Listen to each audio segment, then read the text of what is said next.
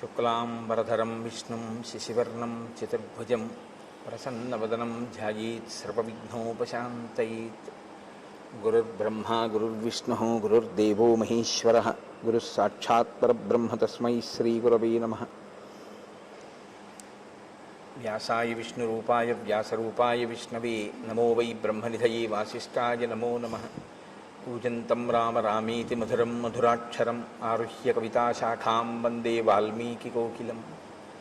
श्रुतिस्मृतिपुराणानाम् आलयं करुणालयं नमामि भगवत्पादशङ्करं लोकशङ्करं। वागर्धाविव सम्पृक्तौ वागर्धप्रतिपत्तये जगतः पितरौ वन्दे पार्वतीपरमेश्वरौ। सूक्तिं समग्रयितु न स्वयमेव लक्ष्मीः श्रीरङ्गराजमहिषीमधुरैः कटाक्षैः। वैदग्ध्यवर्णगुणगुम्भनगौरवैर्यां कण्डूलकर्णकुहराः कवयोधयन्ति। हैमोर्ध्वपुण्ड्रमजहन्मकुटं सुनासं मन्दस्मितं मकरकुण्डलचारुकण्डं बिम्बाधरं बहुलदीर्घकृपाकटाक्षं श्रीवेङ्कटेशमुखमात्मनि सन्निधत्ताम्। मनोजवं मरुततुल्यवेगं जितेन्द्रियं बुद्धिमतां वरिष्ठं वातात्मजं वनरयूथमुख्यं श्रीरामदूतं शिरसा नमामि। आपदामपहर्तारं दातारं सर्वसम्पदां लोकाभिरामं श्रीरामं भूयो भूयो नमाम्यहं। श्रीरामचन्द्रं श्रितपारिजातं सीतामुखाम्बोरुहचिञ्चरीकः समस्तकल्याणगुणाभिरामः निरन्तरं मङ्गलमातनोतु। सिन्दूरारुणविग्रहां त्रिनयनां माणिक्यमौलिस्फुरत्तारानायकशेखरां स्मितमुखीं आपीनवक्षौरुहां पाणिभ्याम् अलिपूर्णरत्नचषकं रक्तोत्पलं बिभ्रतीं सौम्यां रत्नघटस्थरक्तचरणां ध्यायेत् परेदम्बिकाम्। हरिः ओं। परमेश्वरस्वरूपेण सभके नमस्कारः।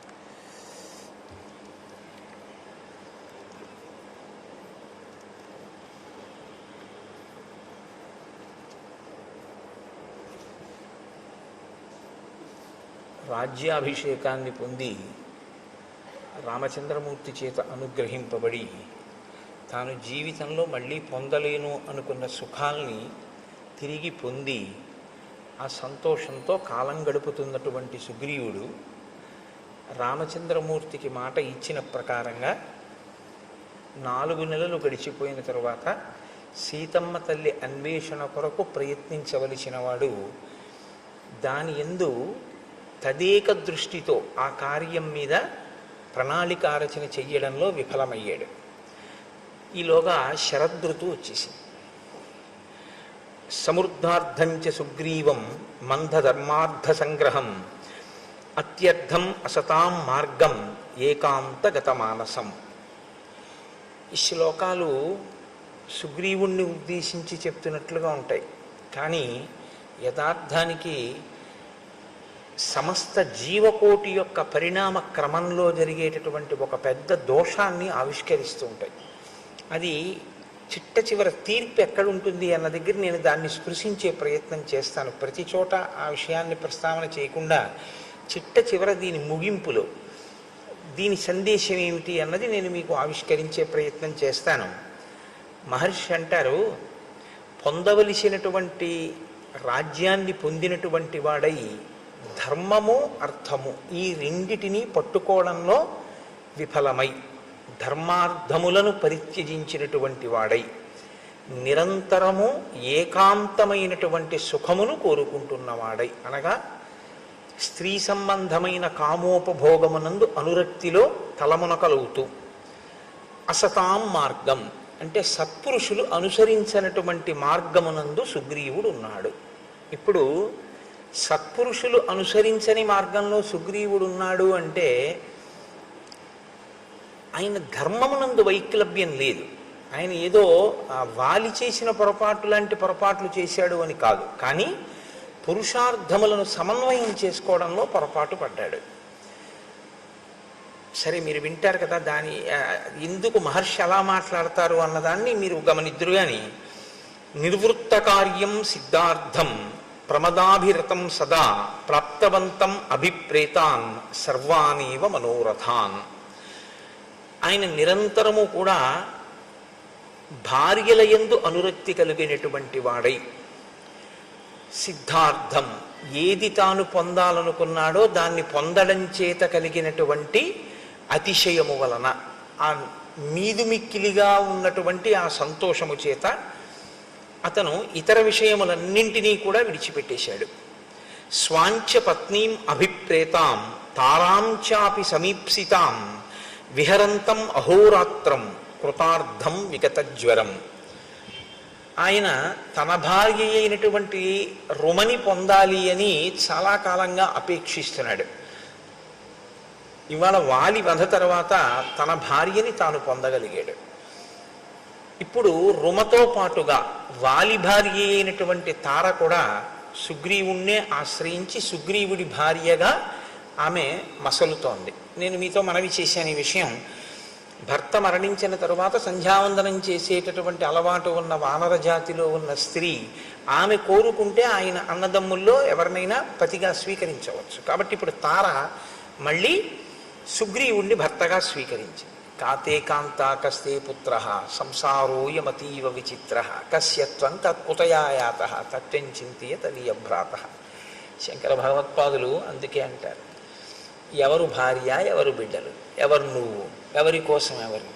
ఏదో కొద్ది రోజులు ఆ బాధ, ఆ శోకం, ఆ తర్వాత ఎవరి గొడవ వాళ్ళది. 11వ రోజు వచ్చేటప్పటికీ ఆస్తుల పంపకాల దగ్గర గొడవలు, వెళ్ళిపోయిన వాడిని తిట్టడం అన్ని చోట్ల సామాన్యమైనటువంటి విషయం. బీరువాలు తీయడం, తీసిన తర్వాత ఇదే ఈయన ఉంచింది అని దెబ్బలాడడం ఎన్ని చోట్ల చూడటం లేదు.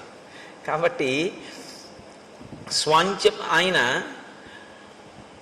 తార కూడా తనతో కూడినటువంటి కారణం చేత చాలా సంతోషంగా, అసలు అహోరాత్రం అంటే రాత్రి పగలు కూడా వేరొక వ్యవహారం అనేటటువంటిది ఏదీ లేకుండా స్త్రీ సుఖమును అపేక్షిస్తూ, స్త్రీ సుఖమును పొందుతూ ఆయన తన జీవితాన్ని తాను సంతోషం అనుకుని గడిపేస్తున్నాడు. క్రీడంతమివ దేవేశం నందనే సరసాం గణై మంత్రిషు న్యస్తకార్యంచ మంత్రిణాం అనవేక్షకం. తాను రాజుగా నిర్వహించవలసినటువంటి బాధ్యతలు కొన్ని ఉంటాయి. ఇప్పుడు తను రాజ్యాన్ని పొందడంతో పాటుగా భార్యని కూడా పొందాడు, తారని కూడా పొందాడు. ఇప్పుడు ఆయనకి రెండూ వచ్చాయి, రాజ్యము వచ్చింది, భార్యలు వచ్చారు. కానీ దేనితో అంటకాగాడు అంటే ఒక్క భార్యలతోనే అంటకాగాడు. అలాగని రాచరికం వదిలిపెట్టాడా అంటే రాజుగానే ఉన్నాడు. మరి రాజ్యపాలన మంత్రులకు అప్పచెప్పాడు. సరే, మంత్రులకు అప్పచెప్పడం తప్పు కాదు, రాజు మంత్రుల యందు న్యాసం చేస్తాడు, ఆ బుద్ధితో ఉంటాడు. కానీ మంత్రులు తనకేమైనా సమస్య చెప్పవలసి వస్తే మంత్రులకి దర్శనం ఇవ్వడం. ఇది ఇక్కడ ఉంది అసలు సమస్య అంతా. మహర్షి మాట్లాడేటటువంటి మాటలు చాలా గంభీరంగా ఉంటాయి. ఆయన అంత తేలికగా ఏం మాట్లాడరు. ఇంకొకళ్ళ యొక్క ప్రవర్తనని పరిశీలనం చేసి ఆ శ్లోకాన్ని చెప్పేటప్పుడు వాల్మీకి మహర్షి శ్లోకాల్ని జాగ్రత్తగా పట్టుకుంటే మనం ఎలా ఉంటున్నాము అన్నది కూడా మనం పరిశీలనం చేసుకోవాల్సి ఉంటుంది.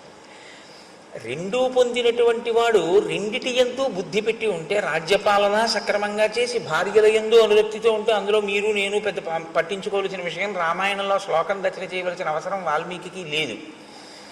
ఆయన రాజుగా ఉండి ఆ రాజ్యమునకు సంబంధించిన వ్యవహారములు మంత్రులకు విడిచిపెట్టాడు.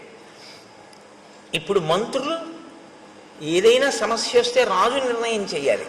రాజు నిర్ణయం చేయాలంటే మంత్రులు ఎవరిని కలవాలి? రాజుని కలవాలి. కానీ మంత్రులకి రాజదర్శనం లేదు. ఎందుకు లేదు? అహోరాత్రము తార రుమ ఇతర పత్నులతో తిరుగుతుంటాడు. తిరుగుతూ ఉండడం వల్ల మంత్రులకి దర్శనం ఇవ్వడు.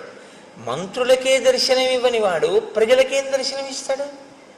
కాబట్టి ఇప్పుడు ప్రజలు తమ కష్టం చెప్పుకోవాలి అంటే రాజు యొక్క దర్శనం లేదు. మంచివాళ్ళై మంత్రులు మంచిగా పరిపాలిస్తే పర్వాలేదు, లేకపోతే అసలు రాజుకి ప్రజలకి మధ్య ఏ విధమైనటువంటి సమన్వయం లేదు.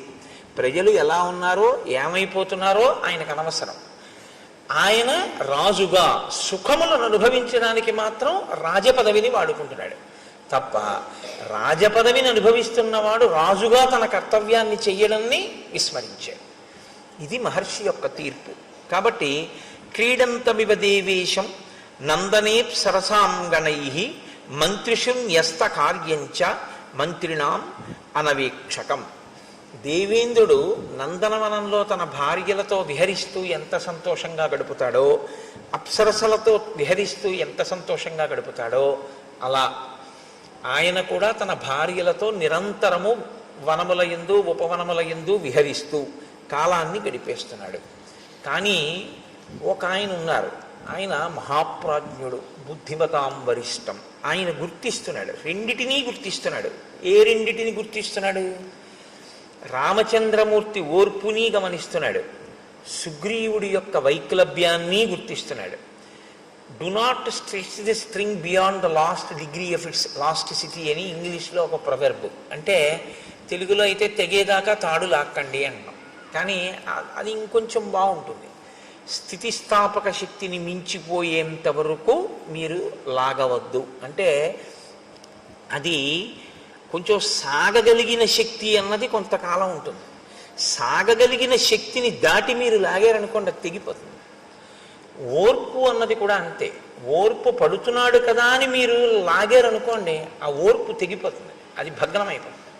అప్పుడు దాని స్థానంలో ఏమొస్తుంది అంటే, సహనము ఎక్కడ నశిస్తుందో అక్కడ రావడానికి ఉండేటటువంటిది ఒక్కటే ఉంటుంది, క్రోధం. విశేషమైనటువంటి కోపము ఒక్కసారి ఆవిర్భవిస్తుంది. కాబట్టి ఇప్పుడు హనుమ యొక్క బుద్ధి శక్తి ఎక్కడుందంటే, రామచంద్రమూర్తి యొక్క ఓపిక, రామచంద్రమూర్తి వేచి చూస్తున్న స్థితి, రామచంద్రమూర్తి యొక్క సహనము పరీక్షకి గురైపోతున్నటువంటి స్థితి వచ్చేస్తోంది. ఈయన ఏ కబురు చేయడు, ఈయన మంత్రుల మాట వినడు, ఈయన మంత్రులకి దర్శనం ఇవ్వడు, అహోరాత్రములు భార్యలతో గడుపుతున్నాడు. కాలము తనకి అనుకూలంగా ఉండాలి, ముందు తన భార్యను కూడా తీసుకొస్తే తప్ప నువ్వు నీ భార్యతో సుఖించకూడదని రాముడు అనలేదు. ఇప్పుడు వర్షాకాలం నువ్వు చాలా కష్టపడి ఉన్నావు, హాయిగా సంతోషంగా గడుపు. వర్షాకాలం అయిపోయిన తర్వాత సీతాన్వేషణమునకు ప్రయత్నం చెయ్యి అన్నాడు. వర్షాకాలం అయిపోతోందనగానే జాగరూకుడు కావాలి కదా. ఇంకా వర్షాకాలం అయిపోవచ్చింది అనేటప్పటికీ ప్రణాళిక సిద్ధంగా ఉండాలి.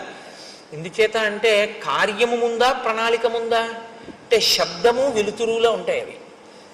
మీరు చూడండి, ఎప్పుడైనా ఒక పిడుగు పడుతోంది అనుకోండి, పిడుగు యొక్క ధ్వని ముందు రాదు, పిడుగుపాటు ముందు రాదు, వెలుతురు ముందు వస్తుంది. ముందు ఒక పెద్ద వెలుతురు కొడుతుంది. వెలుతురు కొట్టింది అంటే మీరు చెవులు మూసుకోవడం ఏదో చేస్తారమ్మో పిడుగు పడుతోందని. తర్వాత ధ్వని వస్తుంది, ధ్వని తర్వాత పిడుగు పడుతుంది. 3 అంచెల కింద ఉంటుంది తప్ప పిడుగుపాటు అంటే ఒక్కసారి పిడుగు పడిపోవడం ఉండదు. ముందు తెలుస్తుంది. ఒక కార్యం చెయ్యాలి అన్న దాంట్లో దక్షత అన్న మాటకు అర్థం ఏమిటంటే, పకడ్బందీగా దాన్ని ప్రణాళికారచన చెయ్యవలసి ఉంటుంది. ఇది ఇలా ఉండాలి, ఇలా ఉండాలి, ఇలా ఉండాలి అని కార్యమునకు అనుగుణంగా, కార్య సాఫల్యము కొరకు, మీ ఆనుకూల్యత కొరకు కాదు, కార్యంగా ఫలితాన్ని ఇవ్వడానికి కర్మ. మీరు ఎప్పుడు జ్ఞాపకం పెట్టుకోవాల్సి ఉంటుంది ఈ విషయాన్ని. కర్మ జడం, కర్మ తనంత తానుగా ఫలితాన్ని ఇవ్వదండి. అందుకే భగవాన్ రమణులు ఉపదేశసారం చేస్తే కర్మ తజ్జడం అంటారు. కర్మ జడమైనటువంటిది. అది ఇప్పుడు ఇది ఎంత జడమో అంటే తనంత తానుగా దీనికి ఏమీ నిర్వహణ శక్తి ఎలా ఉండదో, ఒక విద్యుత్తు దీంట్లో ప్రసరిస్తే ఇది పనిచేస్తూ ఉంటుంది. అలా కర్మ కూడా జడం. మీరు ఒక కర్మ చేశారనుకోండి, దాని వలన ఫలితం వస్తుందా అని నన్ను అడిగితే నేనేం చెప్పవలసి ఉంటుందంటే రాదు అని చెప్పడమే న్యాయమై ఉంటుంది. అదే న్యాయమైనటువంటి జవాబు. ఎందుకంటే నేను అభిషేకం చేశాను, నాకు ఫలితం వస్తుందా అని మీరు అడిగారు అనుకోండి, మీ మనసు అక్కడ పెట్టారా అని అడగవలసి ఉంటుంది.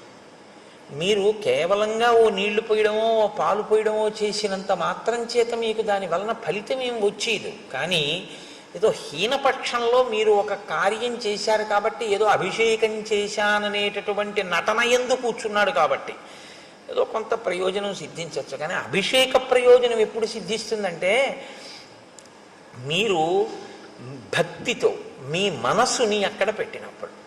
మీ మనస్సుని అక్కడ పెట్టినప్పుడు ఒక్కొక్కసారి ఏమవుతుందంటే పదార్థముల అవసరం ఉండదు, కర్మ అవసరం ఉండదు. కర్మ మనసు చేసేస్తుంది. మనసుకు ఆ శక్తి ఉంది. అందుకే దానికి స్వప్న వస్తుంది.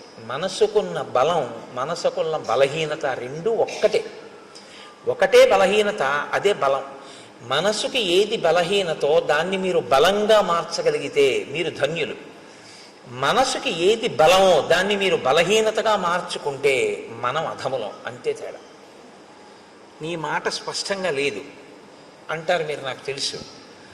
మీరు ఒక కర్మ చేస్తున్నారనుకోండి, ఆ కర్మ చేసే ముందు దాని యందు శ్రద్ధ అంటే భక్తి, అది ఎందుకు చేస్తున్నాం మనం అన్న విషయం మీద కొంత అవగాహన ఉండాలి. అది దీని కొరకు ఉద్దేశింపబడింది అన్నప్పుడు ఆ కోణంలోనే మీరు దాన్ని చెయ్యవలసి ఉంటుంది తప్ప ఏదో కర్మని కర్మగా చేశారనుకోండి. అన్నవరం సత్యనారాయణ స్వామి వారి వ్రతం 116 గంటలు కూర్చుని చేశాయనుకోండి, మీరు 116 మందిని త్రికరణ శుద్ధిగా చెప్పండి ఎందుకు చేశారు అని అడిగారు అనుకోండి. మేమందరం మా అమ్మాయి పెళ్లి కోసం చేశాం అన్నారు అనుకోండి, ఇప్పుడు చెయ్యకుండా చూస్తున్న ఆయన కూతురు పెళ్లి సెటిల్ అవ్వచ్చు. అదేమిటండి అని మీరు అడగచ్చు. ఈయన నవగ్రహ మంటపాన్ని ఆవాహన చేస్తూ సెల్ ఫోన్ మాట్లాడతాడు. ఇంకేవి పూజ అది వ్రతం కాదు, అది వ్రతభంగం.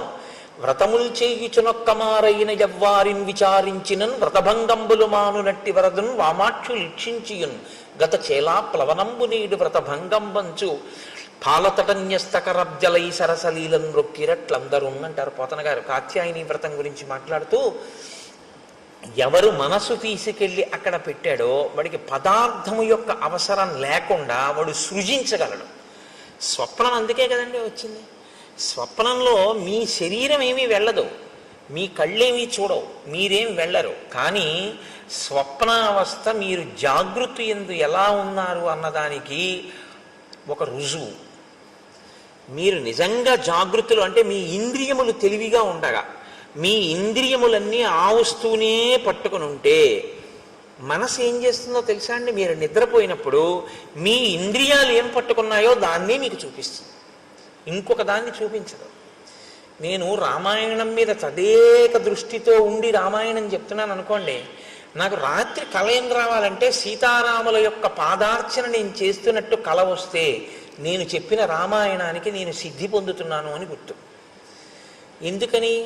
నాకు నిజంగా రామాయణం చెప్పేటప్పుడు ఆ సీతారాముల మీద అంత భక్తి విశ్వాసాలతో నా మనసు పొంగిపోయినది నిజమైతే, నేను రామాయణం చదువుకునేటప్పుడు అంత భక్తితో అంత ప్రీతితో నేను చదువుకుని నాకు ఎప్పుడూ ఆ రాముడే ఆ సీతమ్మే జ్ఞాపకానికి వస్తే నా కలలో మనసు ఏం చేస్తుందంటే, ఈ కన్ను చూడనిది, ఈ చెవి విననిది, ఈ చెయ్యి ముట్టుకోవడానికి పక్కన లేని తులసి దళాల్ని తీసుకొచ్చి సీతారాముల పాదములను రాత్రి నా కన్నుల ముందుంచుతుంది. కదలని ఈ చెయ్యి కదిలి, కదలని అంటే బాహ్యంలో కదలని చెయ్యి ఆంతరమునందు కదిలి అక్కడ లేని తులసి దళాల్ని తీసి ఆయన పాదముల మీద వేస్తుంది. అలా వేసింది అంటే ఖచ్చితంగా నువ్వు రామానుగ్రహాన్ని పొందుతున్నావు అని గుర్తు. ఎప్పుడు పొందింది అలాగా? ఓ కళ నువ్వు రా, నాకు సీతారాములు కల్లోకి రావాలి, నేను కల్లో సీతారాముల పాదాల మీద తులసి దళాలు వెయ్యాలని మీరు సంకల్పం చేసి పడుకోండి, వస్తుందేమో? రాదు. మీరు దేన్ని చూశారో ఎక్కువ మీ బుద్ధి దేని మీద ఉందో దాన్ని పట్టుకుంటుంది మనసు. పట్టుకుని దాన్ని సృష్టిస్తుంది, కల్లో సృష్టించి తీసుకొస్తుంది. ఆ తీసుకురావడం కూడా ఎలా తీసుకొస్తుందో తెలుసా అండి? మనసుకున్న చాలా గొప్ప బలం అదే.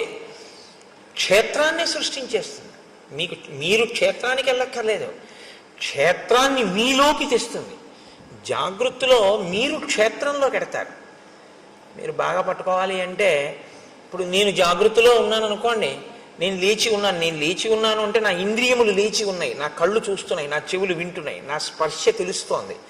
దీన్ని జాగృతి అంటారు. జాగృతిలో నేను అంటే ఇంద్రియములతో శరీరముతో క్షేత్రంలోకి ఎడతాను. మీకు ఉదాహరణ చెప్పాలంటే, ఇవాళ సోమవారం కదండి, ఇప్పుడు నేను ఇవాళ సాయంకాలం సోమవారం కాళహస్తి వెళ్దాం అనుకున్నాను అనుకోండి, కాళహస్తి క్షేత్రంలోకి నేను నా శరీరంతో ఇంద్రియాలతోటి పెడతాను. స్నానం చేసి ఏదో పంచి కట్టుకుని గుళ్ళోకి పెడతాను, మారేడు దళాలట్టుకుని వెళ్ళి నా మనసు మగ్నమైపోయింది అనుకోండి. మనసు యొక్క శక్తి ఏమిటో తెలుసా అండి? శ్రీకాళహస్తిని మీలోకి తీసుకొస్తుంది. మీరు శ్రీకాళహస్తిలోకి వెళ్ళడం జాగృతిలో, శ్రీకాళహస్తి మీలోకి రావడం స్వప్నంలో. దేని శక్తి చేత? మనస్సు యొక్క శక్తి చేత.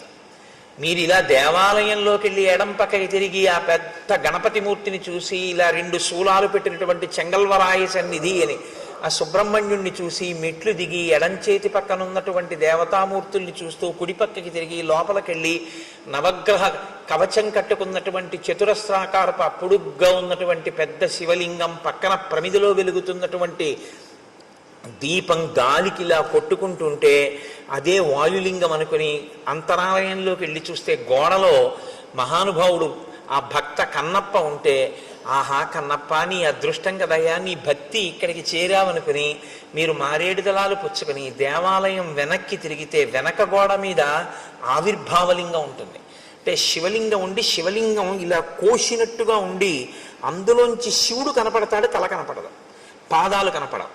అంటే ఏ పరమాత్మ యొక్క కింది భాగాన్ని పై భాగాన్ని నువ్వు తెలుసుకోలేవో, అనంతమై ఉన్నాడో, అనంతమైనటువంటి పరమాత్మ చేత పరివ్యాప్తమైన లింగస్వరూపమై బ్రహ్మాండమంతా ఉంది అని తెలుసుకోదగినటువంటి ఆవిర్భావలింగాన్ని దేవాలయం వెనకాతల చూసి మీరు వెళ్ళేటప్పుడు ఆ కుడి చేతి పక్కన మొదట ప్రదక్షిణ మార్గంలోనే ఆ దుర్గమ్మ తల్లిని చూసి వెనక ఆవిర్భావలింగం, మళ్ళీ కుడిపక్కకి తిరిగితే మీ కుడి చేతి వైపు కోష్ట గణపతి, మీరు అలా తిరిగి వచ్చి మళ్ళీ శివలింగాన్ని చూసి అలా బయటికి వెళ్ళి కుడి చేతి పక్కకి తిరిగి నడుస్తుంటే వేదిక మీద నల్లటి గుడ్డలు దీపాలు వెలిగించి పట్టుకెళ్ళి అక్కడ పెట్టేటటువంటి శనీశ్వరమూర్తి దగ్గర నుంచి వెంకటేశ్వరుడు, కనకదుర్గమ్మ వారు, మళ్ళీ మీరు ఇలా కుడిపక్కకి తిరిగితే అరుగు మీద 63 మంది నాయనార్లని దాటిన తర్వాత ఎడం పక్కన మార్కండేయలింగం, మార్కండేయలింగం దాటి మీరు కొంచెం ముందుకెళ్ళి కుడిపక్కకి తిరిగితే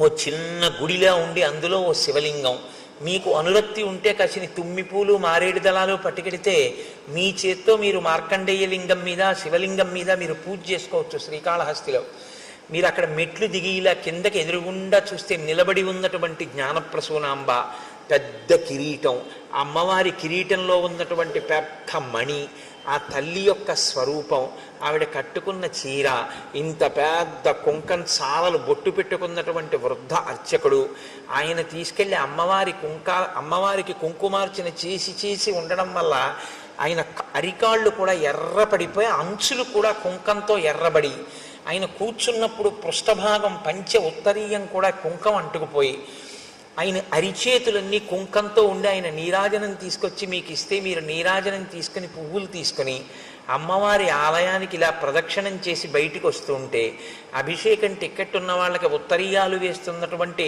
ప్రదేశం, ఆ ఎడంచేతి పక్కన ఉన్నటువంటి స్వామివారి ఊంజల్ మంటపం, అక్కడ ఉన్నటువంటి ఆ అద్దాల మంటపం, అది చూసి మీరు బయటికి వచ్చి మళ్ళీ ఇలా కుడి చేతి పక్కకి తిరిగి కుడిపక్క మెట్లెక్కితే ఒక చోట గీసినటువంటి వృత్తంలో నిలబడి చూస్తే మీకు ఎదురుగుండా కాళహస్తీశ్వరుని యొక్క శిఖర దర్శనం, ఇంకొక వృత్తంలో నిలబడి మీరు ఇలా చూస్తే అమ్మవారి శిఖర దర్శనం, ఇంకొక వృత్తంలో నిలబడి మీరు చూస్తే కొండ మీద ఉన్నటువంటి కన్నప్ప గుడి దర్శనం, యమధర్మరాజ ప్రతిష్ఠిత లింగం, అది దాటిటొస్తే ధర్మరాజ ప్రతిష్ఠిత లింగం అన్నట్టుగా ఉన్నటువంటి ఆ స్ఫటిక స్వరూపం, మీరు మళ్ళీ కుడిపక్కకి తిరిగితే కన్నప్ప లింగం అరుగు మీద, ఇలా కుడిపక్కకి తిరిగి చూస్తే దక్షిణాభిముఖంగా దక్షిణామూర్తి, అద్భుతమైన అలంకారంతో ఉన్న స్వామి, మీరక్కడ కింద పడి నమస్కారం చేసి ఎడం పక్కకి తిరిగి రాజద్వారంలోంచి బయటికి వెడితే ఎడం పక్కన ప్రసాదాల కౌంటరు, ముందుకెడితే నిత్యాన్నదానం, మళ్ళీ కుడిపక్కకి తిరిగితే ఓ పెద్ద ఏనుగు, అక్కడ టిక్కెట్లు అమ్మేటటువంటి ప్రదేశం, సహస్రలింగార్చన, రాహుకేతువుల పూజ టిక్కెట్లు అమ్మేటటువంటి స్థలం, ఆ మంటపం, ఆ బయటికి వెళ్ళిపోతుంటే అక్కడ ఏదో రకరకాల తైలాలు అమ్మేటటువంటి షాపులు, విభూతి మారేడు దళాలు పువ్వులు తుమ్మిపూలు అమ్ముతున్నటువంటి కొట్లు, ఆ బయటికి వస్తుంటే ఎడం పక్కన సుబ్రహ్మణ్యుడు, ఎదురుగుండా కాశీ విశ్వేశ్వరుడు, ఆ బయటికి వచ్చి అరుగు మీద ఆ కొబ్బరికాయలు వరుసగా అవన్నీ చూస్తూ మీరు అక్కడికి వచ్చి మళ్ళీ మీ చెప్పులు మీరు తీసుకుని మీరు అలా ముందుకెడితే ఒక్కసారి ఇక్కడే కదా పుష్పగిరి మఠం లోపలికి వెళ్ళి కాళ్ళు కడుక్కుని టిఫిన్కి వెడదామంటే లేదు లేండి పిల్లలు ఆకలేస్తోంది అంటున్నారు, ఈ శరవణ భవన్ బాగుంటుందంటే ఇందులో టిఫిన్ తిందామని భార్య అంటే శరవణ భవన్లోకి వెళ్ళి కూర్చున్న తర్వాత ఏమి ఇమ్మంటారు అని సర్వర్ అడిగితే మీకు తెలివి వచ్చింది అనుకోండి, ఇప్పుడు కాళహస్తి మీలో ఉందా, మీరు కాళహస్తిలో ఉన్నారా? మీ యందు కాళహస్తి ఉంది, మీరు మీలోకి కాళహస్తి చేరింది, శ్రీకాళహస్తి. ఇది మనస్సు యొక్క శక్తి. మనస్సు జాగృతి యందు బాగా దేన్ని పట్టుకుంటుందో దాన్ని సంకల్పంతో మీలోకి తీసుకొచ్చేయగలదు. అది వచ్చింది అని కూడా ఎవ్వరికీ తెలియదు లోకంలో. మీరు శ్రీకాళహస్తి వెళ్తే తెలుస్తుంది. మీలోకి శ్రీకాళహస్తిని తెచ్చేసుకోగలిగిన శక్తి మీకు వచ్చేసింది అనుకోండి, మీలోకి ఆయనలోకి శ్రీకాళహస్తిని తెచ్చేసుకుని ఆయన శ్రీకాళహస్తిలో ఉన్న శివలింగాన్ని అర్చిస్తున్నాడు, కూర్చున్నట్టున్నాడు, కానీ ఆయనలోకి శ్రీకాళహస్తి వచ్చి ఉంది అన్న విషయం కూడా ఎవరికీ తెలియదు. ఇప్పుడు మనసుకి శక్తి ఉందా లేదా? మనసు యొక్క బలం ఇదే, బలహీనత ఇదే. మీరు దాన్ని బాగా శిక్షణ ఇస్తే దేన్నైనా మీలోకి తెస్తుంది. మీరు ఏ శిక్షణ ఇవ్వకపోతే దాని ఇష్టం వచ్చి నువ్వు పట్టుకున్న తిరిగి అవన్నీ తీసుకొచ్చి మీలో పెడుతుంది. అదే బలహీనత. దాన్ని మీరు మార్చగలిగితే అదే దాని బలం. ఇప్పుడు నేను అన్న మాట మీరు బాగా పట్టుకున్నారనుకుంటున్నాను. మీరు వాడుకోవడంలో ఉంటుంది ఆ సాధనాన్ని. ఈశ్వరుడు ఈ మనస్సును అందరికీ ఇచ్చాడు. దీన్ని మీరు వాడారా మీలోనే బ్రహ్మాండములన్నీ ఉంటాయి. మీరు ఎక్కడికి వెళ్ళక్కర్లేదు. మార్నింగ్ వాక్ చేస్తూ మీరు అలా తిరుగుతూ మీరు ఇవాళ నేను 7 నదులలో స్నానం చేస్తానంటే చెయ్యొచ్చు. నేను ఇవాళ 7 క్షేత్రాలని చూస్తాను అనుకుంటే మార్నింగ్ వాక్ చేస్తే మీరు 7 క్షేత్రాలని చూడొచ్చు. మీరు పైకి శరీరం తిరుగుతూ ఉంటుంది. మీరు శృంగేరి వెళ్ళిపోయి శృంగగిరిలో ఉన్నటువంటి శారదాంబ దేవాలయాన్ని, ఆ విద్యాశంకరుల దేవాలయాన్ని, తుంగా నదిని, కప్పకి నీడపట్టిన పాము, స్నానం, చేపలు, మరమరాలు వేసినట్టు మీరు స్నానం చేసి మీరు ఆ వారధి దాటి ఆ పాములుంటాయి జాగ్రత్త అని బోర్డులో ఉన్న వనంలోంచి వెళ్ళి ఎదురుగుండా చంద్రశేఖర భారతి స్వామి మొదలైన మహాపురుషుల యొక్క సన్నిధానాలు చూస్తూ ఎడం పక్కకి తిరిగి పూర్వం ఉన్నటువంటి గురువులందరూ కూడా అక్కడ ఉండే అభిషేకాలు కూడా చేస్తే ఇరుగ్గా ఉన్నటువంటి ప్రాంగణంతో కూడుకున్న గురునివాస్ని, ఆ పక్కన ఉన్న విశాలమైన భవంతిని, అందులో ఉన్న పెద్ద హాల్ని, అక్కడ పెట్టినటువంటి శంకరాచార్యుల వారిని, స్వామివారికి బహూకరింపబడిన పెద్ద తంజావూరు వీణ, వాటినన్నింటినీ మీరు చూస్తూ శంకర భగవత్పాదులు, వారి శిష్యులు, ఆ గోడలు, వేదిక, తెర తీసేటప్పటికి వచ్చి కూర్చున్న భారతీ తీర్థస్వామి, ఆయన ఇలా కూర్చుని ఇంకా రుద్రం మొదలెట్టడానికి ముందు ఎవరితో మాట్లాడకుండా ఇటు తిరిగి కూర్చుని ఇటుపక్కకి ఇలా తలొక్కటి తిప్పి ఇలా అందరినీ ఇలా ఒక్కసారి పరికించి సభాపతిభ్యశ్చ ఓ నమో నమో అన్న భావన లోపల అంతా శివస్వరూపంగా చూస్తూ పైకి మన్ని చూస్తున్నారని మనం అనుకుంటే ఆయన ఒక్కసారి ఇలా ఇటు పక్క నుంచి ఇటు పక్క వరకు ఇలా చూసి ఇలా తలూపి ఆ శివలింగం మీదకి పెట్టినటువంటి ధారాపాత్ర, అందులోకి ఆయన పాత్రతో తీసి ఇలా పోస్తుంటే పడుతున్నటువంటి శివలింగం మీద పువ్వులు, ఆ ధారలు, ఆఖరణ ఆయన వస్త్రం తీసి ఆ శివలింగాన్ని తుడిచి పైకి లేవకుండా అందంగా ఈ చెయ్యి ఇలా ఎత్తి కింద పడకుండా దాన్ని ఆ శివలింగాన్ని అందంగా పెట్టి ఆ పువ్వులతో అలంకారం చేసి ఆయన చేసేటటువంటి అభిషేకం, ఇవన్నీ మీరు చూస్తుండగా, మీరు అనుభవిస్తుండగా మీ 5 రౌండ్లో 6 రౌండ్లో మీ మార్నింగ్ వాక్ అయిపోతుంది. శరీరానికి వ్యాయామం అయింది, మనసుకి శృంగేరి దర్శనం అయిపోయింది. మనసుకు ఆ శక్తి ఉంది. శరీరం తిరుగుతూ ఉంటుంది, మనస్సు వెళ్ళిపోతుంది, ఎటు కావాలంటే ఎటు పెడుతుంది. దాన్ని మీరు అలవాటు చేస్తే శృంగేరి వెళ్తుంది, మీరు అలవాటు చేస్తే గంగానదికి వెళుతుంది, మీరు అలవాటు చేస్తే కాశీ వెళుతుంది, మీరు అలవాటు చేస్తే మీరు ఎక్కడికి వెళ్ళమంటే అక్కడికి వెళుతుంది. ఎప్పుడు మీరు జాగృతిలో మనసును అక్కడ పెడితే, మీరు శృంగేరి వెళ్ళినప్పుడు మీ మనసు అక్కడ పెడితే మీ మనసు తర్వాత శృంగేరిని చేస్తుంది. ఇప్పుడు మీరు శృంగేరి శరీరంతో వెళ్ళి మీ మనసు కాకినాడలోనే ఉందనుకోండి, శృంగేరిని మీలోకి తేవడం ఇక మనసుకి సాధ్యం కాదు.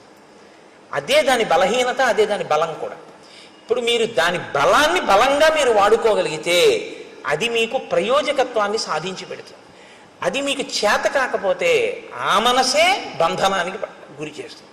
అందుకే మన ఏవ మనుష్యానాం కారణం బంధమోక్షయో అంటాడు పరమాత్మ గీతాచార్యుడు.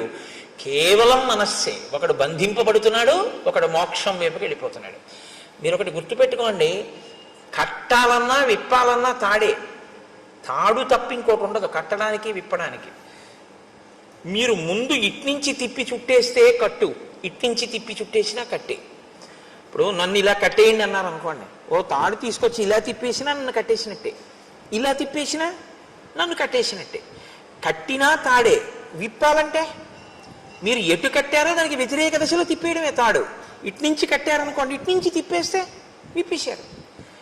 వ్యతిరేక దిశలో తిప్పితే విప్పడం, మీరు కట్టాలనుకున్నది ఏ దిశలో కావాలంటే అటు తిప్పితే కట్టడం. కట్టినా విప్పినా చెయ్యి తిప్పడంలో ఉంది. మీరు ఎటు తిప్పి ఒకలా తిప్పితే కట్టు, ఒకలా తిప్పితే విప్పడం. ఆ తాడు మాత్రం అదే. కట్టుకోవడం విప్పుకోవడం మీ చేతిలో ఉంది. కట్టుకున్నా విప్పుకున్నా మీ ఇష్టం. ఈశ్వరుడు మనస్సును ఇచ్చేశాడు అంతే, తాడు మీకు ఇచ్చాడు. ఇది ఆశ్రమాన్ని ధన్యం చేసుకోవడం అంటారు. ఎందుకు ఎడుతున్నావు గృహస్థాశ్రమంలోకి? ఆవిడ నువ్వు కలిసి తరించడానికి. నీ చెయ్యి ఆవిడ ఎందుకు పట్టుకుందంటే 24 గంటలు నీకు కావలసిన రుచులతోటి నీకు వండి పెట్టడానికి, నీకు సంతానం కనడానికి, శరీరం జర్జరీభూతం అయిపోయేంత వరకు కూడా కామప్రచోదనంతో బతకడానికి ఇవ్వలేదు ఆవిడ్ని కన్యాదాత.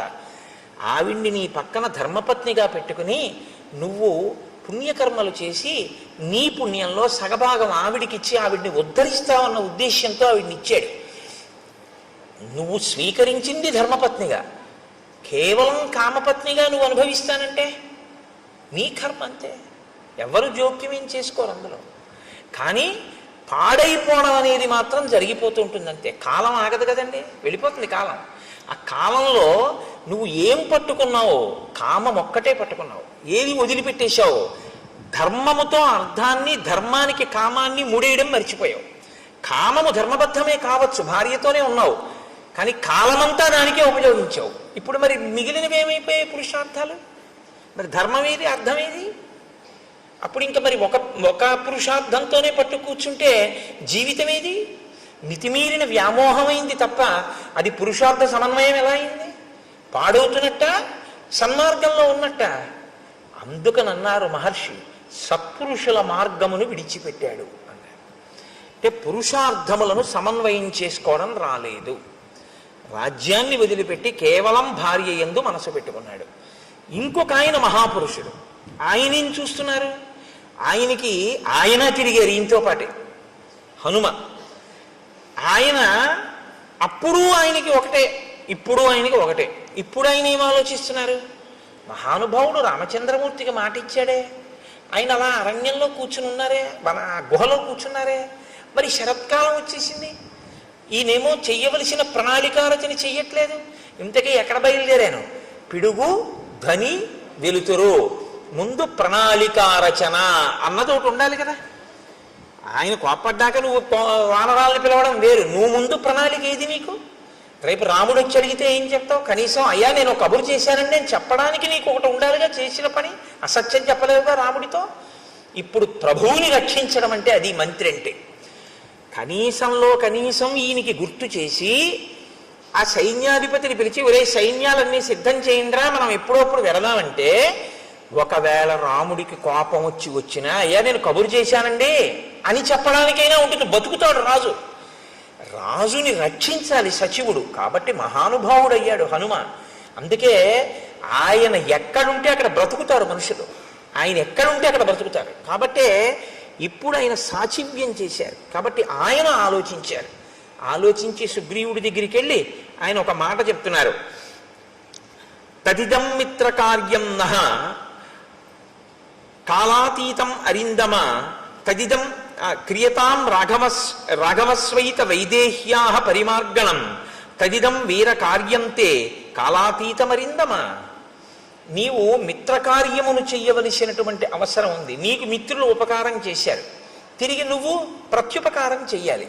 ప్రత్యుపకారం చెయ్యడం అనేటటువంటిది నీ మనసులో అవకాశం సావకాశం అని అనిపించినప్పుడు చేయడం కాదు. ఏ కాలంలో చెయ్యాలో ఆ కాలంలో చెయ్యాలి. ఏ కాలంలో చెయ్యాలని రాముడు చెప్పాడు? వర్షాకాలం అయిపోయాకని చెప్పాడు. వర్షాకాలం అయిపోయింది, నువ్వు మొదలు పెట్టాలి. ఇప్పుడు రాముడి వైపు నుంచి కాదు మొదలవ్వలసింది. రాముడు నీకు ఇచ్చిన సమయం అయిపోయింది. ఇప్పుడు ప్రత్యుపకారం నీ వైపు నుంచి మొదలవ్వాలి. నువ్వు దాన్ని విస్మరించావు. కాబట్టి ఇప్పుడు ఎప్పుడైతే నువ్వు విస్మరించావో నువ్వు కృతాపరాధుడవయ్యావు, నువ్వు అపరాధం చేసిన వాడివయ్యావు. ఆయన ఇంకా చాలా గొప్ప ధర్మంలో ఉన్నాడు. ఏమిటి ఆయన పట్టుకున్న గొప్ప ధర్మం? నచ కాలం అతీతంతే నివేదయతి కాలవిత్ త్వరమానోపి సన్ ప్రాజ్ఞ తమ రాజన్ వశానుగ.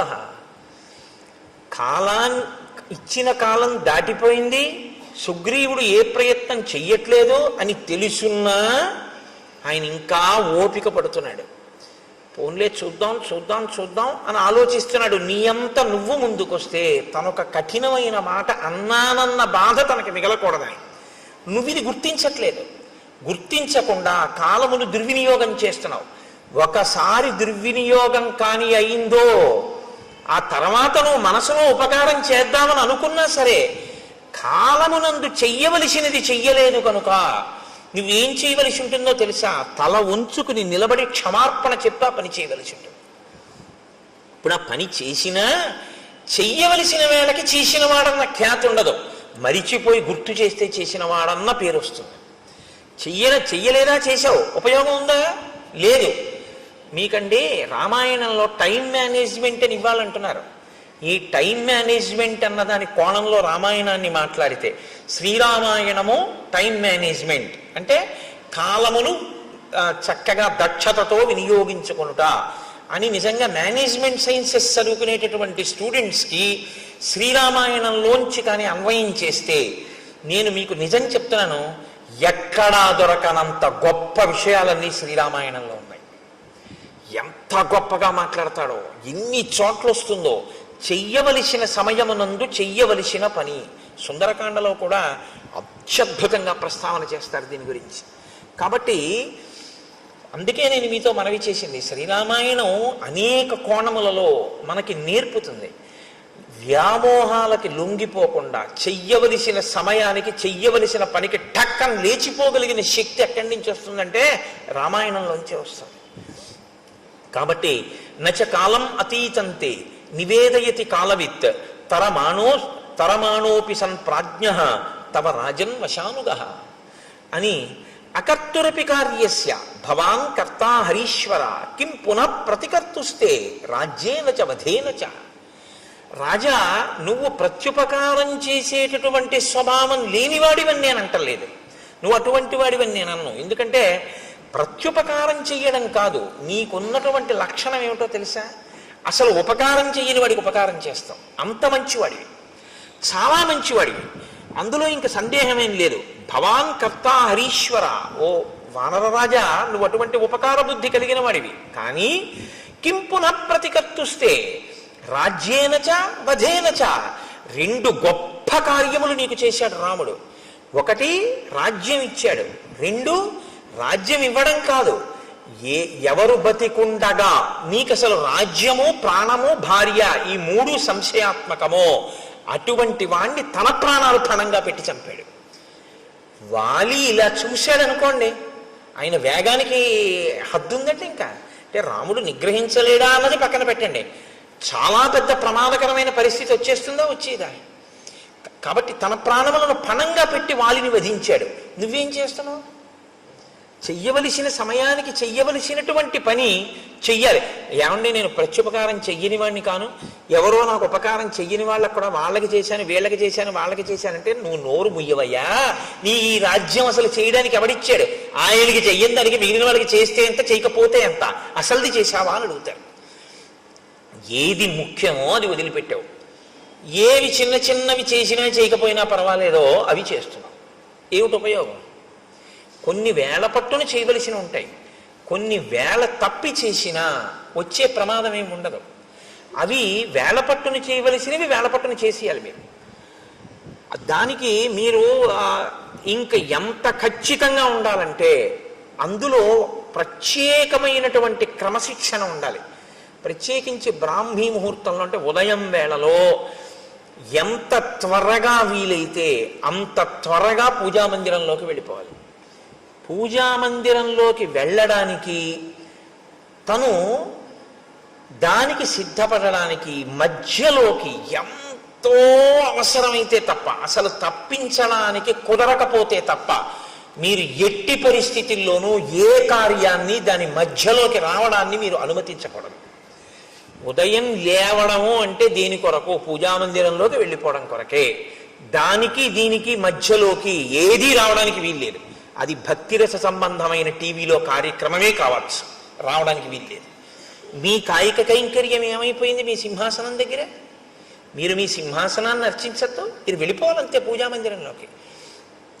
ఏవో కొన్ని ఉంటాయి, శరీరమాధ్యంకులకిది ధర్మ సాధనం.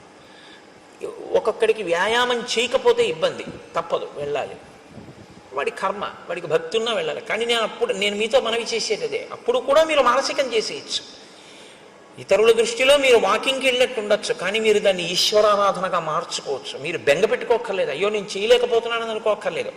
ఆ ఆర్తిని ఈశ్వర పూజగా మలుచుకుని శరీరంతో వ్యాయామం చేసి రాగానే మీరు వెళ్ళిపోవాలంతే పూజామందిరంలోకి. తప్ప ఇక దాని మధ్యలోకి ఇంకోటి వచ్చేసింది అంటే మీ శ్రద్ధ నశించిపోయింది అని గుర్తు. ఇదే రావణాసురుడి విషయంలో సీతమ్మ అంటుంది, సన్నామివ మహాకీర్తిం శ్రద్ధామివ విమానితాం పూజామివ పరీక్షీణాం ఆశాం ప్రతిహతామివ. ఉపాసన రహస్యాలు చెప్పింది కాబట్టి సుందరకాండే. శ్రీరామాయణంలో అది ఇంకా జీవధార. సుందరకాండ వచ్చేస్తోందిగా ఇంకెంత 2-3 రోజులు. కాబట్టి హనుమ మాట్లాడడం అంటేనండి శ్రీరామాయణంలో అలా ఉంటుంది. ఆయన మహానుభావుడు. ఆయన ఎక్కడైనా మాట్లాడితే మీరు చాలా జాగ్రత్తగా దృష్టి పెట్టి ఆ విషయాన్ని జాగ్రత్తగా చదవవలసి ఉంటుంది. చదివి ఇది నా జీవితంలో అన్వయం చేసుకునేటప్పుడు ఎక్కడ వస్తోంది పొరపాటు, దీన్ని నేను ఎక్కడ దిద్దుకోవలసి ఉంటుంది అన్నది మీరు ఆలోచించుకుని మీరు వెంటనే మీ జీవితంలోకి సమన్వయం చేసుకోవడంలో కృతకృత్యులు కావాలి. అప్పుడు రామాయణం మీకు ఉపయుక్తం అవుతుంది. కాబట్టి రాజా నువ్వు తొందరపడవలసి ఉంటుంది. ఉండి వెంటనే రాముడికి ప్రత్యుపకారం చెయ్యి. ఇప్పుడు హనుమ చెప్పిన మాట అంటే వింటాడు. వినడం సుగ్రీవుడి లక్షణం, వినకపోవడం రావణాసురుడి లక్షణం. తప్పు చేయడం తప్పు కాదు, వినగలిగినటువంటి ప్రజ్ఞ ఉంటే బయటికి వస్తాడు, పర్వాలేదు. కాబట్టి ఇప్పుడు ఆయన వెంటనే నీలుణ్ణి పిలిచాడు. పిలిచి సందిదేశాతిమతిమాన్ నీలం నిత్య కృతోద్యమం దిక్షు సర్వాసు సర్వేషాం సైన్యానాం ఉపసంగ్రహే.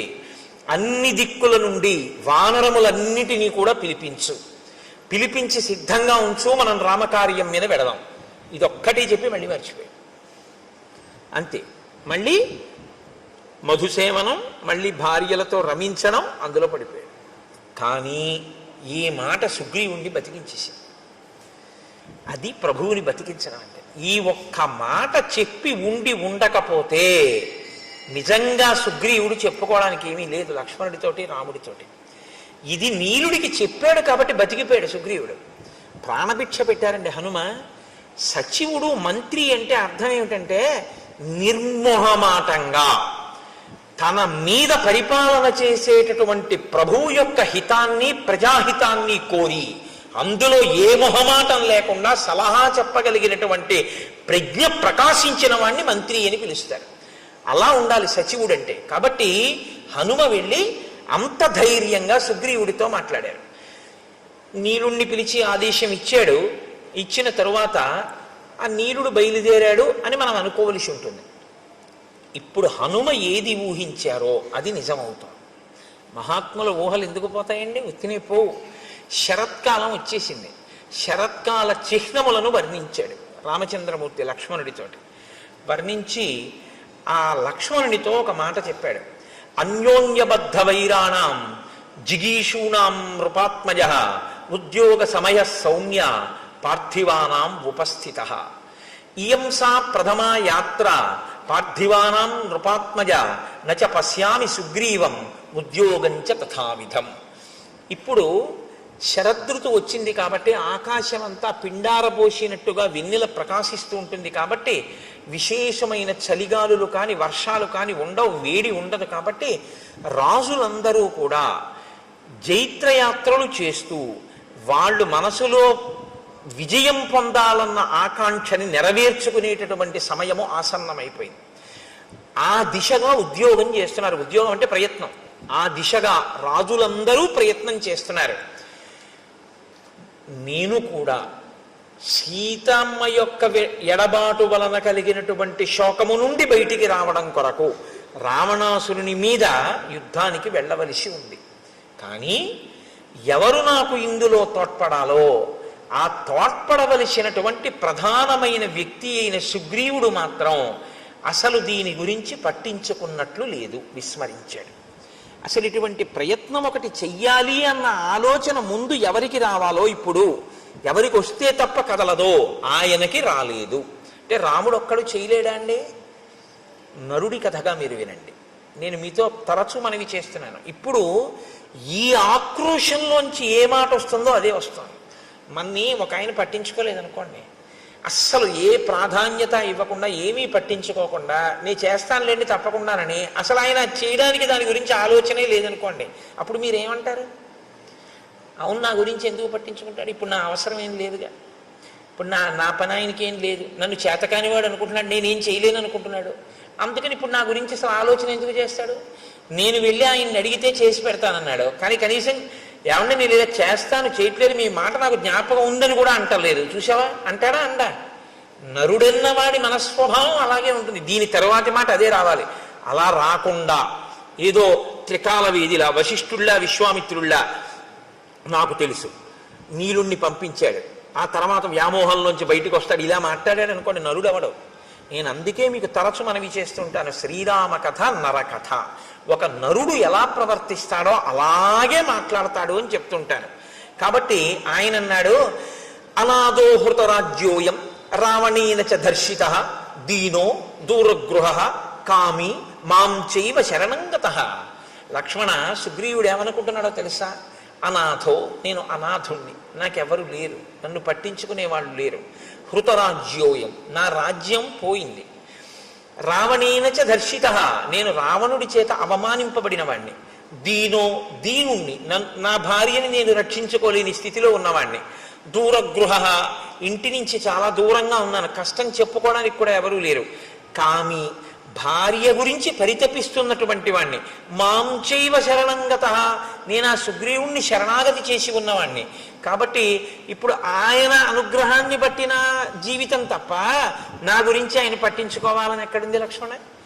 ఈ మాట లక్ష్మణుడికి కోపం తెప్పిస్తుందా తెప్పించదా? అన్నయ్య ఏడిస్తే చూడలేని స్వభావం అనుకోండి. ఒక ఆయనకి రక్తం చూస్తే కళ్ళు తిరిగి పడిపోతాడు.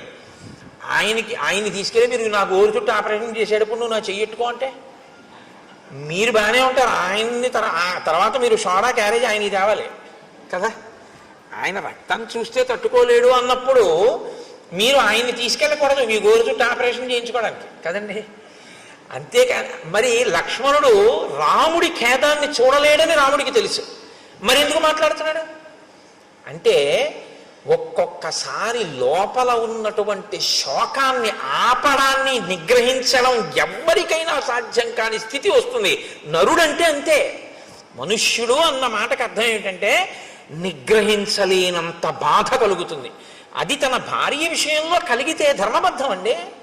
అది పరకాంత ఎందుకు కలిగితే తప్పు తప్ప తన భార్య ఎందుకు కలిగితే వేళ దాటిపోతోంది, శరదృతువు కూడా వచ్చేసింది, మరి ఆయన బాధపడ్డాడంటే అందులో తప్పే ఉంది. అటువంటప్పుడు నన్ను ఇలా పట్టించుకోలేదని మాట్లాడితే ఎంత సహజంగా పూర్ణమైన నరుడిగానే రాముడు మాట్లాడుతున్నాడు తప్ప ఒక ఈశ్వరుడిగా రాముడు ఎప్పుడూ మాట్లాడలేదు రామాయణంలో. కాబట్టి ఇత్యేతై కారణై సౌమ్య సుగ్రీవస్య దురాత్మనః అహం వానరరాజస్య పరిభూతః పరంతప. అదిగో ఆ దురాత్ముడైనటువంటి సుగ్రీవుడున్నాడే, నన్ను పట్టించుకోకుండా ఇలా అవమానిస్తున్నాడు. నేను ఈ ఊరు బయట పర్వత గుహలో ఇలా పడున్నాను. తం ప్రవిశ్యచ కిష్కింధాం బ్రూహి వానరపుంగవం మూర్ఖం గ్రామ్య సుఖే సక్తం సుగ్రీవం వచనాన్ మమ. నువ్వు కిష్కింధా నగరంలోకి వెళ్ళు, అంతఃపుర ప్రవేశం చేయి, ఆ సుగ్రీవుడి దగ్గరికి వెళ్ళు. గ్రామ్య సుఖం అంటే కేవలము కామోపభోగమే జీవితానికి ప్రయోజనంగా బతుకుతున్నటువంటి ఆ సుగ్రీవుడి దగ్గరికి వెళ్ళి వచనాన్ మమ, నా మాటగా చెప్పు. అర్ధినాం ఉపపన్నానాం పూర్వంచా వ్యపకారిణాం అశాం సంసృత్యయో హంతి సలోకే పురుషాధమః. మిత్రులైన వారి దగ్గర ఉపకారాన్ని పొంది ప్రత్యుపకారం చేస్తానని మాట ఇచ్చి చెయ్యవలసిన ప్రత్యుపకారాన్ని చెయ్యకుండా వేళ దాటిపోయినా దాని గురించి పట్టించుకొని వాడెవరున్నాడో వాడిని పురుషాధముడు అని లోకం పిలుస్తుంది. శుభం వా యది వా పాపం యోహి వాక్యం ఉదీరితం సత్యేన ప్రతిగృహ్ణాతి సవీర పురుషోత్తమ. ఆ చేసేటటువంటిది పాపమా పుణ్యమా అన్నది కూడా పక్కన పెట్టి మిత్రుడికి ఇచ్చినటువంటి మాటకి కట్టుబడి ఆ కార్యం చెయ్యడానికి ప్రయత్నించేవాడెవడో వాణ్ణి పురుషోత్తముడు అని పిలుస్తారు. కృతార్థాహ్య కృతార్థానాం మిత్రాణం న భవంతి తాన్ మృతానపి క్రవ్యాదాహ కృతఘ్నాన్ నోపభుంజతే. ఎవరు మిత్రులు చేసిన ఉపకారము వలన తాను గట్టెక్కి మిత్రుణ్ణి గట్టెక్కించడానికి ఉపకారం చెయ్యవలసిన సమయంలో ఉపకారం చెయ్యకుండా ముఖం చాటేసి తిరిగి జీవితాన్ని వెళ్ళబుచ్చుకునే ప్రయత్నం చేస్తాడో అటువంటి వాడు మరణించిన తరువాత వాడి శరీరాన్ని కుక్కలు కూడా ముట్టుకోవు అని చెప్పు. నూనం కాంచన పుష్టస్య విరుష్టస్య మయారణే ద్రష్టుం ఇచ్చతి చాపస్య రూపం విద్యుత్ గణోపమం. బంగారు మొనలతో ఉన్నటువంటి నా ధనస్సుని పట్టుకుని నేను మళ్ళీ యుద్ధభూమిలో నిలబడి వింటినారిని విప్పి ధనస్సుని వంచి వింటినారిని కట్టి నా అక్షయ బాణ తూణీరంలోంచి మెరిసిపోతున్న బంగారు బాణాన్ని వింటినారిని టంకారం చేసి బాణమును తొడిగి ప్రయోగించడానికి సిద్ధపడినప్పుడు వచ్చేటటువంటి పిడుగుల ధ్వనిని వినాలని సుగ్రీవుడు కోరుకుంటున్నాడేమో కనుక్కో. అంటే విడిచిపెట్టడానికి సిద్ధంగా లేనని చెప్పు. ఎంత మర్యాదగా ఉంటుందో చూడండి ఆ మాట. నిన్ను చంపేస్తానో అనడు, నా బాణపు అల్లెత్రాడు కట్టి బాణప్రయోగం చేయడానికి సిద్ధంగా ఉన్నప్పుడు నేను చేసేటటువంటి ధనుష్టంకారాన్ని యుద్ధభూమిలో వినాలనుకుంటున్నాడా అడుగు. అంటే శత్రువుగా నిలబడిపోవలసి వస్తుందని గుర్తు పెట్టుకోమ్మ మనం అని కఠినంగా మాట్లాడడం. ఆ మాటలో కూడా ఎంత సౌమ్యంగా ఉంటుందో, అప్పుడు కూడా ఎంత మాటలో ఎక్కడ మీకు అశ్లీలత కానీ అసలు ఆ మాటలో వ్యగ్రత కానీ కనపడవు. అంత అందంగా ఉంటుంది ఆయన మాట్లాడితే. అందుకే శ్రీరామాయణాన్ని బాగా చదివి రామాయణం బాగా జీర్ణమైనటువంటి వాళ్ళు కోపంతో మాట్లాడినా అందంగానే ఉంటుంది. ఎందుకంటే ఆ భాష అటువంటి సుసంపన్నమైన హృదయం అలవాటు అవుతాయి. కాబట్టి నచ సంకుచిత పంథ ఏన వాలీహతో గత సమయే తిష్ట సుగ్రీవ మా వాలి పదమన్వగాహ. వాలి విడిపోయినటువంటి మార్గం ఇంకా మూసుకుపోలేదు, తెరిచే ఉందని గుర్తు చెయ్యి. అలా వెళ్ళాలి అనుకోకపోతే తానన్న మాట నిలబెట్టుకోమన్నానని చెప్పు. వాలి వెళ్ళిన మార్గం మూసుకుపోలేదంటే అటు పంపిస్తానని చెప్పంటే వాలికి వెళ్ళాడు, మృత్యువుని పొందాడు, అదే పొందుతాడని చెప్పు. ఆ మాట నోటితో అనడం. ఎందుకంటే మిత్రుడి విషయంలో అసలు ఆ మాట నోటి వెంట రాకూడదు. కాబట్టి ఎంత అందంగా మాట్లాడుతున్నాడో చూడండి. తన ధర్మం నుంచి తాను ఒక్క అడుగు తొట్టు పడకుండా నిలబడుతుంటాడు ఎప్పుడు. ఆ కోపంలో కూడా. అందుకే ఆయన మహానుభావుడు కోపం తెచ్చిపెట్టుకుంటాడు తప్ప కోపానికి వశుడు కాడు. ఆయన ఒక్క అరణ్యకాండలోనే అలా వశుడైంది. లక్ష్మణుడు చెప్పగానే మళ్ళీ మాట విన్నాడంతే. కాబట్టి అంత అందంగా ఉంటుంది ఆ మాట. కోపానికి వశుడైపోయినటువంటి వాడి వెర్రికేకలు, వాడి మాటలు, వాడి నోట్లోంచి వచ్చే ధూర్త ప్రలాపన ఇంకోలా ఉంటాయి. కోపాన్ని అదుపులో పెట్టుకుని తను ఎక్కడ మనస్సులో బాధపడుతున్నాడో దాన్ని అవతలవాడికి సందేశాత్మకంగా అందించాలనేటటువంటి ప్రజ్ఞ ఉన్నవాడి యొక్క వాగ్ధోరణి అనన్య సామాన్యంగా ఉంటుంది. భావము యొక్క వ్యగ్రత ఉంటుంది తప్ప భాష యందు వ్యగ్రత ఉండదు. భావము మాత్రం సుస్పష్టంగా ఉంటుంది, అందులో సందేహమే ఉండదు. కానీ భాష మాత్రం అమంగళకరమైనది కానీ అశ్లీలమైనది కానీ వినడానికి ఖేదంగా ఉండేటటువంటిది కానీ అటువంటి భాష వాడరు. ఎందుకో తెలుసా అండి? అక్షరములన్నీ కూడా పరాశక్తి యొక్క స్వరూపం. అమ్మవారి స్వరూపం ఇది వేరు. ఈ స్వరూపాన్ని స్థూల రూపం అంటారు. ఇది కాకుండా అమ్మవారికి ఒక రూపం ఉంటుంది. ఆ రూపం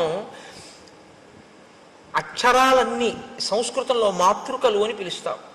ఆ అక్షరాలన్నీ ఏ ఉంటాయో ఆ అక్షరాలన్నీ అమ్మవారి యొక్క స్వరూపాలు. శబ్దము మనం అక్షరాన్ని ఉపయోగించడానికి నాలుకని తిప్పినప్పుడు ఉపయోగించేటటువంటి మాట ఉందే, అది ఆ శక్తి అమ్మవారి అనుగ్రహంతో పలుకుతాం అక్షరాలు. అందుకే అక్షరములే పదములు అవుతాయి, పదములు వాక్యములు అవుతాయి, వాక్యములలో అర్థం ఉంటుంది. మీరు అక్షరాల్ని ఎన్ని మాటలు దుర్వినియోగం చేశారో అన్ని మాటలు పరాశక్తి లెక్కలోకి తీసుకుంటాడు. వీడు నా స్వరూపాన్ని ఖేదపరిచాడు, అక్షర స్వరూపాన్ని దుర్వినియోగం చేశాడు అని. అందుకే మాట చాలా పొందికగా ఉండాలి తప్ప మాటలో అసలు ఏ మాటలు నోటి వెంట రాకూడదో ఆ మాటలు నోటి వెంట తరచు ప్రయోగించడం కానీ, ఏ మాటలు నోటి వెంట అస్తమానం మాట్లాడకూడదో ఆ మాటల్ని వాడడం కానీ చేయకూడదు. మాటకున్నటువంటి బలహీనత ఏమిటో తెలుసా అండి? మనసు పట్టుకుంటుంది. దానికి అదొక పెద్ద ఇబ్బంది. నేను మీతో చెప్పాక బలహీనత బలం అవే. మీరు చాలాసేపు మీకు రాకపోయినా మీరు అలా వినండి. ఆ గురు ప్రార్థన అదే పనిగా ఓ గంట సేపు విన్నారనుకోండి, అంతవరకు ఎందుకండి పోనీ గురు ప్రార్థన కాసేపు వదిలేయండి. పోనీ ఏదో సంస్కృతంలో సంక్లిష్ట పదజాలంతో ఉందండి అంటారా, పక్కన పెట్టేయండి. మీరు ఏదో రామదాస్ గారి కీర్తన పెట్టుకుని ఒక గంటన్నరో అలా కీర్తనలు విన్నారనుకోండి, అన్ని కీర్తనల మీద మీ మనస్సు నిలబడదు. వచ్చిన బాధ మీకు ఏదో ఒక కీర్తన మీదకి వెళ్ళి మనసు రంజిల్లుతుంది, పొంగుతుంది. అది మీరు ఏం చేస్తారంటే రీప్లే నొక్కి మళ్ళీ వింటారు. అంతా అయిపోయిన తర్వాత ఒరే అదొక్కసారి మళ్ళీ పెట్టు అని మళ్ళీ వింటారు. అయిపోయిన తర్వాత మీరు తువ్వాలు ఆరేసుకోవడానికి వెళ్ళి తక్కువేమి మనకు రాముండొక్కడుండు వరకు అంటారా అనరా? మీకు సంగీతం వచ్చని అన్నారా? పట్టేసుకుంది నాలుక. మీరు చూడండి, నోట్లో ఆడుతోందిరా ఇవాళ ఇది పోవట్లేదు అంటాడు. మీరు వినకూడనిది విన్నా అంతే పట్టుకుంటుంది. మీరు అదే పనిగా ఏవి వినకూడదో అవి వింటున్నారు అనుకోండి, అవే వస్తాయి. ఇవాళ దేశంలో ఉన్నటువంటి పెద్ద దౌర్భాగ్య స్థితి ఏమిటో తెలుసా అండి? నేను పదే పదే విమర్శించానని మీరు అనుకోవద్దు. ఇలా నొక్కితే మారేటటువంటి వాటిలో మీ కళ్ళ ముందు మీ చెవులకి ప్రధానమైనటువంటి ఇంద్రియాలన్నింటికీ కూడా మీరు అదే పనిగా పిల్లలకి విషాన్నే అందిస్తున్నారనుకోండి, వాళ్ళ మనసు ఎక్కడికి వెళ్ళిపోయి కూర్చుంటుంది? అక్కడే కూర్చుంటుంది. దాని మీదే వాడికి వ్యామోహం పెరిగిపోతుంది. ఇంకా ఇంద్రియాలు ఎప్పుడూ దాని మీదే పనిచేస్తే మనసు దాంతో తాదాత్మ్యత చెందిపోతుంది, వెంపర్లాడిపోతుంది. దానికోసమే అదే చూడాలి, అదే చూడాలి, అదే చూడాలి తాపత్రయం. ఏమిటి చూడడానికి ఇందులో అని పడుకోలేడు. మారి మారి మారి మారి అది రామకృష్ణ పరమహంస మాటల్లో అయితే నల్లమందు మరిగిన నెమలి అంటారు. ఆయన మనస్సు గురించి మాట్లాడుతూ ఒకసారి ఎంత చెప్పినా శిష్యుడికి అర్థం కాలేదు. అర్థం కాకపోతే ఆయన అన్నారు, నీకు చూపిస్తాను చూడు మనస్సు అంటే ఎలా ఉంటుందో అన్నారు. ఇవాళ మధ్యాహ్నం 3 అయింది కదా, ఇప్పుడు నీతో నేను మాట్లాడుతున్నప్పుడు లోపల నల్లమందు ఉంది, ఓ నల్లపూసంత నల్లమందు పట్టరా అన్నారు. నెమలి ఎప్పుడు తినలేదు, నెమలి ఏదో తింటూ ఉంటుంది. అలా తింటున్న నెమలిని పిలిచి ఆయన నల్లమందు అక్కడ పెట్టి తినిపించారు. ఆ చిన్న నల్లమందు గుళిక తిండేది. అది మర్నాడు 3 గంటలకు వచ్చేసింది. వచ్చేసి రెక్కలు అల్లారుస్తూ ఓ క్రాంఖణం చేస్తోంది. ఆయన మళ్ళీ ఓ పిసర్ నల్లమంది పెట్టారు. అది మళ్ళీ తినేసి వెళ్ళిపోయింది అంతే వెంటనే. ఇక 3 అయ్యేటప్పటికి మీరు ఎన్ని పెట్టండి, ఆ నల్లమందు పెట్టకపోతే మాత్రం దానికి నిద్ర పట్టదు. అది ఇంకేమీ తినదు. అది మిగిలిన వాటిని కూడా పొడి చేస్తుంది. అంటే అంత గొప్ప నెమలి ఒక్కసారి నల్లమందు పుచ్చుకోవడానికి అలవాటు పడింది అంతే. ఇప్పుడు అది నల్లమందుకి బానిసైంది. మీ మనసు నల్లమందు విషయమే కాదు, మీ ఇంద్రియములనేటటువంటి ద్వారములను తెరిచి దేన్ని లోపలికి పుచ్చుకోవడానికి అలవాటు చేశారో దాన్ని పుచ్చుకొమ్మనే జరుగుతుంది. మీరు అదే పనిగా ఒక దానికి అలవాటు పడిపోయారనుకోండి, ఇంక అదే పని. ఏమున్నదండి ఇప్పుడు ఇవాళ లోకంలో? నేను తరచు విమర్శించానని మీరు దయచేసి ఏమనుకోవద్దు. వేళ లేదు, పాలలేదు. అసుర సంధ్య వేళ దీపాలు పెట్టారు అంటే సనాతన ధర్మంలో ఈ దేశంలో ఒక గౌరవం ఉంది. దీపం పెడితే ప్రతి ఇంటిలోనూ కూడా గృహలక్ష్మి అయిన ఆడది మంగళసూత్రాన్ని కళ్ళకద్దుకుంటుంది. అవునా కదా? సంధ్యాదీపం వెలిగించారు అంటే మంగళసూత్రాన్ని కళ్ళకద్దుకుని ఓసారి ఆ గౌరమ్మకి నమస్కారం చేస్తారు. ఇవాళ ఇలా సంధ్యాదీపం పెట్టి మీరు ఇలా టీవీ పెట్టగానే మెళ్ళో మంగళసూత్రాలు లాగేస్తూ ఉండడం, లాగేసి విసిరేయడం, స్లో మోషన్లో అది ఎంత దూరం వెళ్ళి పడిపోయిందో చూపిస్తూ ఉండడం, లేకపోతే చచ్చిపోయిన శవాల్ని కాలుస్తున్నటువంటి దృశ్యాలు ఇంట్లో ఆ దిక్కున కనపడుతూ ఆ మంటల యొక్క దృశ్యాలు గోడల మీద వాటి మీద పడుతూ ఉండడం, భయానకంగా దాన్ని చూస్తూ ఉండడం, కొట్టుకున్నవి పొడుచుకున్నవి 1కి 4 మాటలు రీప్లే చూపిస్తూ ఉండడం, అర్ధరాత్రి వేళ ఘోరమైనటువంటి వాటిని సావధానంగా చూసే అవకాశం పిల్లలకి ఇవ్వడం, ఇవన్నీ పిల్లలకి ఇచ్చి మీ పిల్లలు మంచిగా ఉండాలని మీరు కోరుకుంటే ఎలా ఉండడం కుదురుతుందండి? వాళ్ళకి రోజు విషం పెడితే విషకన్య అవుతుంది తప్ప అది ఆవుదూడ ఎలా అవుతుంది?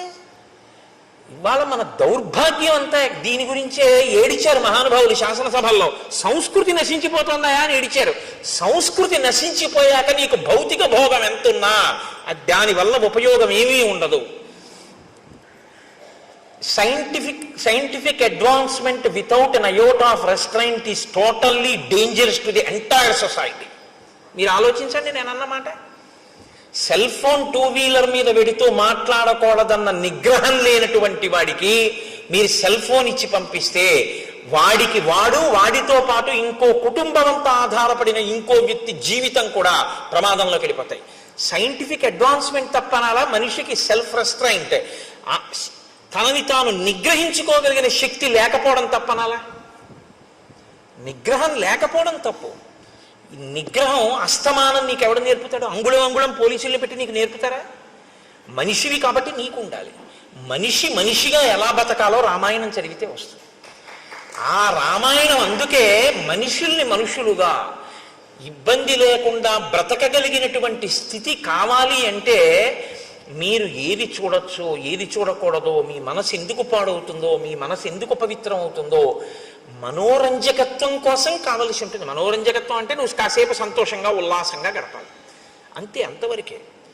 ఒక్కొక్క దాని ప్రయోజనం దేని కొరకు అంటే దాని ప్రయోజనం అంతవరకే. నువ్వు ఉల్లాసంగా కాసేపు ఏదో బడలిపోయావు, కాసేపు ఏదో కాస్త ఉల్లాసంగా ఉండాలి. కాబట్టి ప్రమాదకరము కానటువంటి ఉల్లాసభరితమైనది చూడడానికి నువ్వు కొన్నింటిని వాడుకోవాలి. వినోదం హద్దుల్లో ఉండాలి. వినోదం హద్దులు దాటిపోయి వెళ్ళిపోయి మేము సమాజాన్ని బాగు చేయడానికి ఇవన్నీ తీయలేదన్న మాట నువ్వు అనకూడదు, తప్పది. దాని ప్రభావం సమాజం మీద ఉండి తీరుతుంది. నువ్వు ఆ మాట అంటే ఎలా అవుతుంది? కుదరదది. కాబట్టి ఇవాళ ఈ హద్దులు ఎందుకు దాటిపోయామంటే మనం రామాయణాన్ని మరిచిపోకుండా ఉండగలిగితే మనం ఖచ్చితంగా హాయిగా ఆనందంగా ఏ వస్తువుని ఎక్కడ వరకు వాడుకోవాలో అక్కడ వరకు వాడుకోగలిగిన ప్రజ్ఞ భాషించి ఉండేది. ఇది రామాయణం చెయ్యగలిగినటువంటి గొప్ప ప్రయోజనం. ఇది మీరు పిల్లలు చూడండి, ఏదైనా కథ చెప్పమ్మమ్మ, ఏదైనా కథ చెప్పు తాతయ్య అంటారు. ఏం కథ చెప్తాను? రాత్రి 7ంటికి సీరియల్ వస్తుంది చూడు అంటే వాడు అదే చూసి మీరు అదే చూస్తే, మీరు అంటే మీరు కాదు, మీరేం చూడరు, నా గురించి నేను చెప్పుకునేది. కాబట్టి అసలు ముందు మనకొకటి వస్తే రా నీకొక చెప్తాను కూర్చో. ఏమైందో తెలుసా? ఒకసారి సుగ్రీవుడు ఏం చేశాడో తెలుసా? ఏం చెప్పారో తెలుసా? హనుమ, అదిగో నువ్వు దండం పెడతావే ఆ స్వామి బుద్ధిమతాం వరిష్టం. ఏం చెప్పారో తెలుసా? ఇదిగో కాలం దాటిపోతే ప్రమాదం వస్తుంది, వేళపట్టును చెయ్యవలసింది వేళపట్టును చెయ్యాలని చెప్పారు అని ఈ ఘట్టాన్ని చెప్పండి. ఆ పసిపిల్లల మనసు మీద కాలము యొక్క విలువ, చేయవలసిన వేళకి చెయ్యడం అనేటటువంటిది ఎంత ముఖ్యమో నాటుకుంటుంది. పిల్లల హృదయాలు ఎటువంటివో తెలుసా అండి? బాగా దుక్కి దున్ని నీరు పెట్టి ఇంకా మీరు విత్తనం వేయడానికి సిద్ధంగా ఉన్నటువంటి సుక్షేత్రములవి. అక్కడ మీరు తులసి గింజలు వేశారనుకోండి, అది తులసివనం. మీరు అక్కడ ఆకుమడి వేస్తే అది వరి చేను, మీరు అక్కడ చెరుకు వేస్తే చెరుకు తోట, మీరు మారేడు చెట్లు వేస్తే మారేడు వనం, మీరు గంజాయి మొక్కలు వేస్తే గంజాయి వనం. వేసేవాడి మీద ఉంటుంది తప్ప క్షేత్రంలో తప్పు లేదు. మీరు ఏ విత్తనం వేస్తే ఆ చెట్టే అక్కడ లేస్తుంది. తప్పంటూ ఎక్కడైనా ఉంటే మనం పిల్లల మనసుల్లో వెయ్యకూడనివి వేసిన పెద్దలది తప్పు తప్ప అది పుచ్చుకోవడానికి సిద్ధంగా ఉన్న క్షేత్రంది ఎప్పుడూ తప్పు కాదు. అందుకే పిల్లల మనసుల్లో వెయ్యవలసిన విత్తనం వెయ్యడం తన బాధ్యతగా గుర్తించకపోవడం కూడా దోషమే. తన కర్తవ్యం తను చెయ్యాలి, పిల్లలకి చెప్పవలసింది తాను చెప్పాలి. వాళ్ళు విన్నారా వినలేదా నీకు అనవసరం, నీ కర్తవ్యం నువ్వు చేసావా లేదా, ఒక్కడు బాగుపడ్డాడు చాలు. నీ పిల్లలకి నువ్వు చెప్పాలి, వాడు విన్నాడా వినలేదా నీకు అనవసరం, నీ కర్తవ్యం నువ్వు చెయ్యి. ఇది శ్రీరామాయణం మనకి నేర్పుతుంది. కాబట్టి హనిష్యామి సబాంధవం, వాలిని ఒక్కడే చంపేశాను ఒక బాణంతో, సుగ్రీవుణ్ణి సబాంధవంగా బంధువులందరితో చంపేస్తానని చెప్పి. ఇప్పుడు ఈ మాట లక్ష్మణుడు ఇది విన్న తర్వాత అన్నయ్య అంత బాధపడుతున్నాడు అంటే ఊరుకుంటాడండి. ఈ రెండిటికి ఒక తేడా ఉంది. ఒకటి అంటిస్తే పేలిపోతుంది, ఒకటి పేలద్దులే అనుకుంటే ఆగిపోతుంది. దీనికి ఆ నిగ్రహ శక్తి ఉంది, దానికి ఆ నిగ్రహ శక్తి తక్కువ. కాబట్టి ఇప్పుడు రాముడు అమ్మ బాబోయ్ వీణ్ణి వెళ్ళమన్నాను, నేను బాధపడ్డం విన్నాడు, ఇప్పుడు వెళ్ళి సుగ్రీవుని చంపేస్తాడు బాణం వేసి. అక్కడ పరిస్థితి కొంచెం ఏమైనా తేడాపాడగా అసలు నన్ను పట్టించుకోనట్లు కనపడితే బాణమే వదిలిపెట్టేస్తాడంతే. కాబట్టి వెంటనే పిలిచి అన్నాడు, నహివై తద్విధో లోకే పాపమేవం సమాచరేత్ పాపమార్గేణ యో హంతి సవీర పురుషోత్తమ. నాన్న యుక్తాయుక్త విచక్షణతో బాగా ఆలోచించి కేవలము పాపాత్ముడే, ఇంకా వాడు మారడానికి అవకాశం లేదన్న వాణ్ణి చంపాలి తప్ప, మారడానికి అవకాశం ఉంది, వాడు ఒక మాట చెప్తే మారతాడు, ఏదో తప్పు జరిగిపోయింది, వాడు తాను మరిచిపోయి ఏదో వ్యసనానికి లోనైపోయి కాలాన్ని మరిచిపోయి కామమునకు వశుడై ఉన్నాడు తప్ప, చెప్తే ఇప్పుడు విని మళ్ళీ బుద్ధి మార్చుకునేవాడు అనుకుంటే చెప్పకూడదు సుమా. అందుకని తొందరపడి సుగ్రీవుని చంపేశావు, అటువంటి పని చెయ్యకు. నేదం అద్యత్వయా గ్రాహ్యం సాధువృత్తేన లక్ష్మణ తాం ప్రీతిం అనువర్తస్య పూర్వవృత్తంచ సంగతం. నువ్వు వెళ్ళేటప్పుడు సుగ్రీవుడితో పూర్వ స్నేహం ఎలా ఉండేదో, మనం అందరం ఎంత ప్రేమగా మాట్లాడుకునే వాళ్ళం, మన పట్ల సుగ్రీవుడు ఎంత ప్రీతిపాత్రుడో బాగా స్మరించుకుంటూ వెళ్ళు. మీరు ఏది స్మరించుకుంటూ వెడితే మనసు అలా ఉంటుంది. మీరు వ్యగ్రతతో అన్నయ్య కోపమే తలుచుకుంటూ వెడితే కట్టలు తెచ్చుకుంటుంది. మీరు ప్రీతిని స్మరించుకుంటూ వెడితే కొంచెం మంచి మాట చెప్పడానికి అవకాశం ఉంటుంది. అప్పుడు మనసు మీ అదుపులో ఉంటుంది. లక్ష్మణుడి మనసు లక్ష్మణుడి అదుపులో ఉండేటట్టు చూస్తున్నాడు. ఏ మనసు లక్ష్మణుడి అదుపు తప్పుతోందని గుర్తించాడో దాన్ని మళ్ళీ లక్ష్మణుడి అదుపులోకి తీసుకెళ్తున్నాడు. అందుకని కదండి గురువు అయ్యాడు ఆయన, మహానుభావుడు. అందుకని నేను గురువుగా అనువర్తిస్తున్నానన్నాడు ఆయన. మాట ఎంత ప్రమాదమో, ఒక్కొక్కరు ఇంకొకరు ఖేదపడితే చూడలేరు, అంత ప్రీతి ఉంటుంది. ఆయన బాధపడ్డాడు అనుకోండి, అయ్య బాబోయ్ ఆయనంత బాధపడ్డామా అని నాకేమైనా పర్వాలేదని చెప్పి ఈయన వెళ్ళిపోయి ఆయనతో కలిపిడిపోతాడు కూడా. కాబట్టి మీరు గబుక్కుని ఎక్కడ పడితే అక్కడే ఎలా పడితే అలా మాట్లాడేయకూడదు.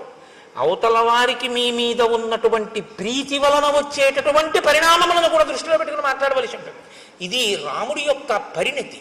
కాబట్టి వెంటనే వెనక్కి పిలిచి సామోపహితయామాచ రూక్ష్మాణి పరివర్జయన్ వక్తుం అర్హసి సుగ్రీవం వ్యతీతం కలపర్యయే. అందుకని నాయన పరుషమైన మాట్లాడకు సుగ్రీవుడి దగ్గర, చాలా సున్నితమైన మాటలతో మిత్రుడికి చెప్పినట్లు చెప్పు. కాలము దాటిపోయింది, రాముడు బాధపడుతున్నాడు అన్న సందేశాన్ని అందించు తప్ప ఆయన మనసు ఖేదపడేటట్టుగా తీవ్రమైనటువంటి మాటలను వాడవద్దు అని చెప్పాడు. సరే అన్నయ్య అన్నాడు, బయలుదేరాడు. కానీ లక్ష్మణుడే కదండి, చెప్తే వినేసి వెంటనే నేను మీతో మనవి చేసింది అదే. నేను చెప్తున్నాను లోపలికి వెళ్ళు అంటే వెళ్ళిపోయాడు అనుకోండి, వెళ్ళినయింది గొప్ప కదండి. రాముడు చెప్పినా లక్ష్మణుడు కోపాన్ని అంతగా వెంటనే నిగ్రహించేసుకోలేడు. కారణం ఏమిటి? లక్ష్మణుడికి సుగ్రీవుడి మీద కోపం లేదు, లక్ష్మణుడి బెల్లాన్ని ఎత్తుకుపోలేదు రావణాసురుడు. రాముడు కష్టపడితే చూడలేడు, రాముడి కళ్ళమ్మటి నీళ్లు కారకూడదు. తన జీవిత ప్రయోజనం ఒకటే, రాముడు సంతోషంగా ఉండాలి తప్ప ఆయనకి ఇంకేం అక్కర్లేదు జీవితంలో. ఆయన ఒకే ఒక్క జీవిత లక్ష్యం ఏమిటంటే రాముడు సంతోషంగా ఉండాలి. రాముడు సంతోషంగా లేడు, ఇవాళ బాధపడ్డాడు. ఎవరి వల్ల బాధపడ్డాడు? అదిగో ఆయన వల్ల బాధపడ్డాడు అంతే. ఇంకిప్పుడు ఎంత కోపంగా ఉంటాడంటే ఇంకా అదుపు చేసుకోలేకపోయాడు కోపాన్ని అన్నది చెప్పడానికి మహర్షి ఎంత అందంగా చెప్తారో తెలుసా అండి. ఆయన బయలుదేరాట కిష్కింధకి వెళ్ళడానికి. ఎలా వెడుతున్నాడంటే సాల తాళాశ్వ కర్ణాంశ్చ తరసా పాతయాన్ బహూన్ పర్యస్యన్ గిరికూటాని ద్రుమానన్యాంశ్చ వేగత శిలాశ్చ శకలీకుర్వన్ పద్యాంగజ ఇవాశుగ దూరం ఏక పదం త్యక్త్వా యయౌ కార్యవశాదృతం.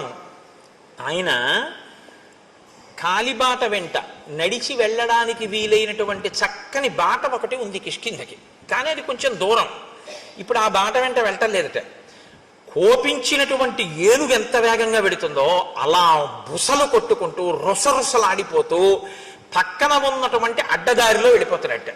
వెళ్ళిపోతున్నవాడు ఏం చేస్తున్నాడు? సాల తాళాశ్వ కర్ణాంశ్చ తరసా పతయన్ బహూన్. అక్కడ కనపడినటువంటి అనేకమైన వృక్షములను కోకటి వేళ్లతో పెకల్చేసి పైకి విసిరేస్తున్నట్టు. పర్వత శిఖరములు కనపడితే పరిగెత్తుకుంటూ వెళ్ళి ఆ శిఖరములను ఊపేసి వాటిని చేత్తో పట్టుకుని ఆకాశంలోకి విసిరేసి ముక్కు ఇలా అనుకుంటూ బుసలు కొడుతూ ఆ వెళ్ళిపోతున్నప్పుడు శిలాశ్చ శకలీకుర్వన్ అలా వెళ్ళిపోతూ చూడండి రాయి కనపడుతుంది, దాన్ని ఒక్క తన్ను తన్ని బదలు కొట్టేస్తున్నట్టు. ఎందుకు? తన దారిని తాను వెళ్ళాలి, కానీ ఒక్కొక్కటి చూడండి నడుస్తూ రాళ్ళు తంతూ ఉంటాడు, అది ఎవరి మీదకో వెళ్ళి తగులుతుంది. అలా శిలాశ్చ శకలీకుర్వన్ రాళ్ళు బద్దలైపోయేటట్టుగా తంతున్నట్టు వాటిని తంతు పద్యాంగజ ఇవాశుగ అత్యంత వేగంతో వెళ్ళిపోతున్న ఏనుగుల దూరం ఏక పదం త్యక్త్వా ఆ సౌకర్యంగా వెళ్ళగలిగినటువంటి మార్గాన్ని విడిచిపెట్టేసి యయౌ కార్యవశాధృతం, పనిని సాధించుకోవడం కోసమని దగ్గర త్రోవలో వెళ్ళిపోతున్నట్ట. అంటే తనంత తాను అదుపు చేసుకోలేని కోపాన్ని సుగ్రీవుణ్ణి ఏమనొద్దన్నాడు, సుగ్రీవుణ్ణి చంపద్దన్నాడు. ఇప్పుడు సుగ్రీవుణ్ణి చంపకుండా, సుగ్రీవుణ్ణి ఏమనకుండా నిగ్రహించుకోవాలంటే కోపాన్ని దేని మీద పెట్టాలి. అత్త మీద కోపం దుత్త మీద చూపించారంటారు. ఆఫీస్లో బాస్ని ఏమనలేక ఇంట్లో వచ్చి భార్యను తిడుతుంటాడు ఒక్కొక్కడు, అలా ఉంటుంది. అందుకని చెప్పి ఇప్పుడు సుగ్రీవుణ్ణి ఏమనకూడదు కాబట్టి పాపం చెట్లు ఏం చేసాయి, వాటిని పీకేస్తున్నాడు. పర్వత శిఖరాలు ఏం చేసాయి, వాటిని పీకేసేసి ఆకాశంలోకి విసిరేస్తున్నాడు. రాళ్ళు ఏం చేసాయి, వాటిని బదలు కొట్టేస్తున్నాడు. అంటే కొంత కోపం తీరిపోతుందన్నమాట. అంటే ఇంకా తట్టుకోలేకుండా అన్నయ్య చెప్పిన మాటకి కట్టుబడాలి. మరి అన్నయ్య అందు భక్తి, అలా కట్టుబడాలంటే ఈ కోపం ఇంకోళ్ళ మీద చూపిస్తున్నాడు. అంటే కోపం పోయిందా, పోగొట్టుకునే ప్రయత్నంలో ఉన్నాడు ఇంకాను. కానీ తొందరగా వెళ్ళా సుగ్రీవుణ్ణి అడగాల, అన్నయ్యని ఏడిపిస్తాడా వీడు, ఇది బాధ, అందుకని అడ్డత్రోవలో వెళ్ళిపోతున్నాడు. అంటే లక్ష్మణ భక్తిని ఆవిష్కరిస్తుంది. ఇంకా లక్ష్మణుడికి జీవితంలో రాముడు సంతోషంగా ఉండడం కన్నా ఇంకొక అన్య ప్రయోజనం లేదు. దీనివల్ల మనకేమర్థమవుతోంది, రాముడు సంతోషంగా ఉంటే లక్ష్మణుడు సంతోషంగా ఉంటాడు. రాముడు ఏడిస్తే లక్ష్మణుడు ఎవడు ఏడిపించాడని అడుగుతాడు, ఎవడు ఉండడం. అంతే కదా దాని అర్థం. అంతగా రామునితో మమేకమైపోయి రాముని యందు అంత భక్తి ప్రపత్తులు ఉన్నవాడు లక్ష్మణుడు. కాబట్టి ఇప్పుడు ఆయన గబగబ గబగబా బయలుదేరి ఆ కిష్కింధా సామ్రాజ్యం దగ్గరికి వెళ్ళాడు. బుసలు కొడుతూ ఊగిపోతూ ధనస్సు పట్టుకుని బాణాలు పట్టుకుని వస్తున్నటువంటి ఆ లక్ష్మణమూర్తి యొక్క స్వరూపాన్ని, ఆ నగరాన్ని కాపు కాస్తున్నటువంటి కొన్ని వేల మంది వానర యోధులు చూశారు. చూసి వాళ్ళు అదేమిటి అంత వేగంగా వచ్చేస్తున్నాడని ఆయన్ని చూసి భయపడి అటు ఇటు చెల్లాచెదరైపోయారు. కొంతమంది ఏమిటి యుద్ధానికి వస్తున్నట్టు వస్తున్నాడు అని ఒక మహానాదం చేశారు. కానీ తేజోమూర్తి అయిన లక్ష్మణుని యొక్క ఆ ఉద్ధతికి తట్టుకోలేక వాళ్ళందరూ దూరంగా పరిగెత్తి పారిపోయారు. సుగ్రీవుడు మాత్రం లోపల అంతఃపురంలో తారతో రుమతో వానరకాంతలతో విశేషంగా మధుపానం చేసి హారములన్నీ చెదిరిపోయి కనుగుడ్లు తిరుగుడు పడుతుండగా ఆ కామోపభోగము యందు రమిస్తున్నటువంటి వాడై ఉన్నాడు. అందుకని పైన ఏం జరుగుతోందో గ్రహించగలిగినటువంటి మనసు ఆయనకి లేదు.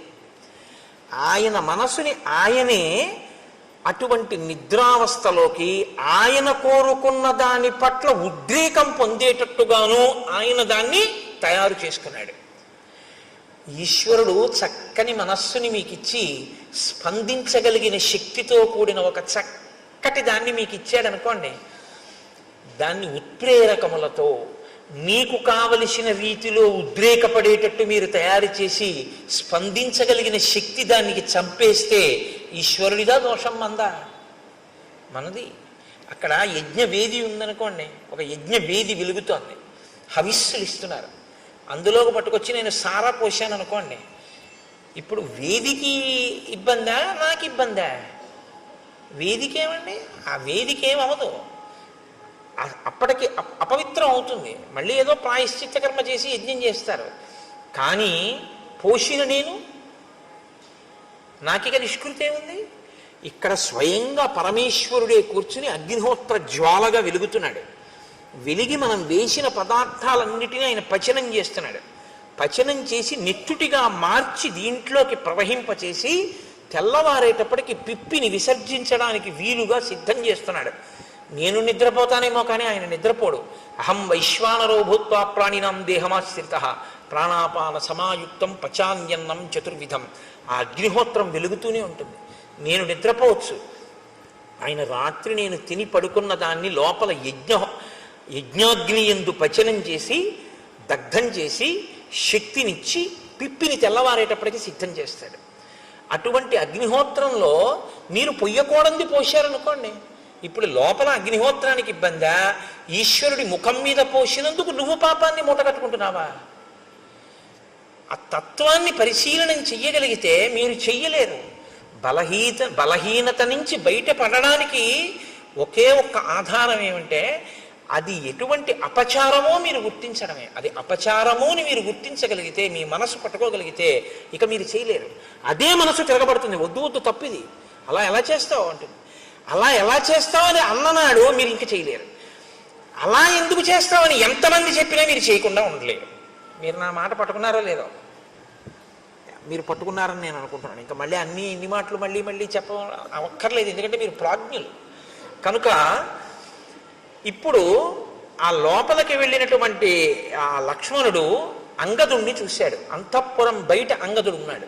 అంగదుణ్ణి పిలిచన్నాడు, సోంగదం రోషతాం రాక్ష సందిదేశ మహాయశాః సుగ్రీవ కజ్జతాం వత్స మమాగమనమిచ్యుత ఏష రామానుజ ప్రాప్త త్వత్సకాశం అరిందమ భ్రాతుర్వ్యసన సంతప్తో ద్వారి తిష్టతి లక్ష్మణ తస్య వాక్యే యది రుచి క్రియతాం సాధు వానర ఇత్యుక్త్వా శీఘ్రమాగచ్చ వత్సవాక్యమరిందమ.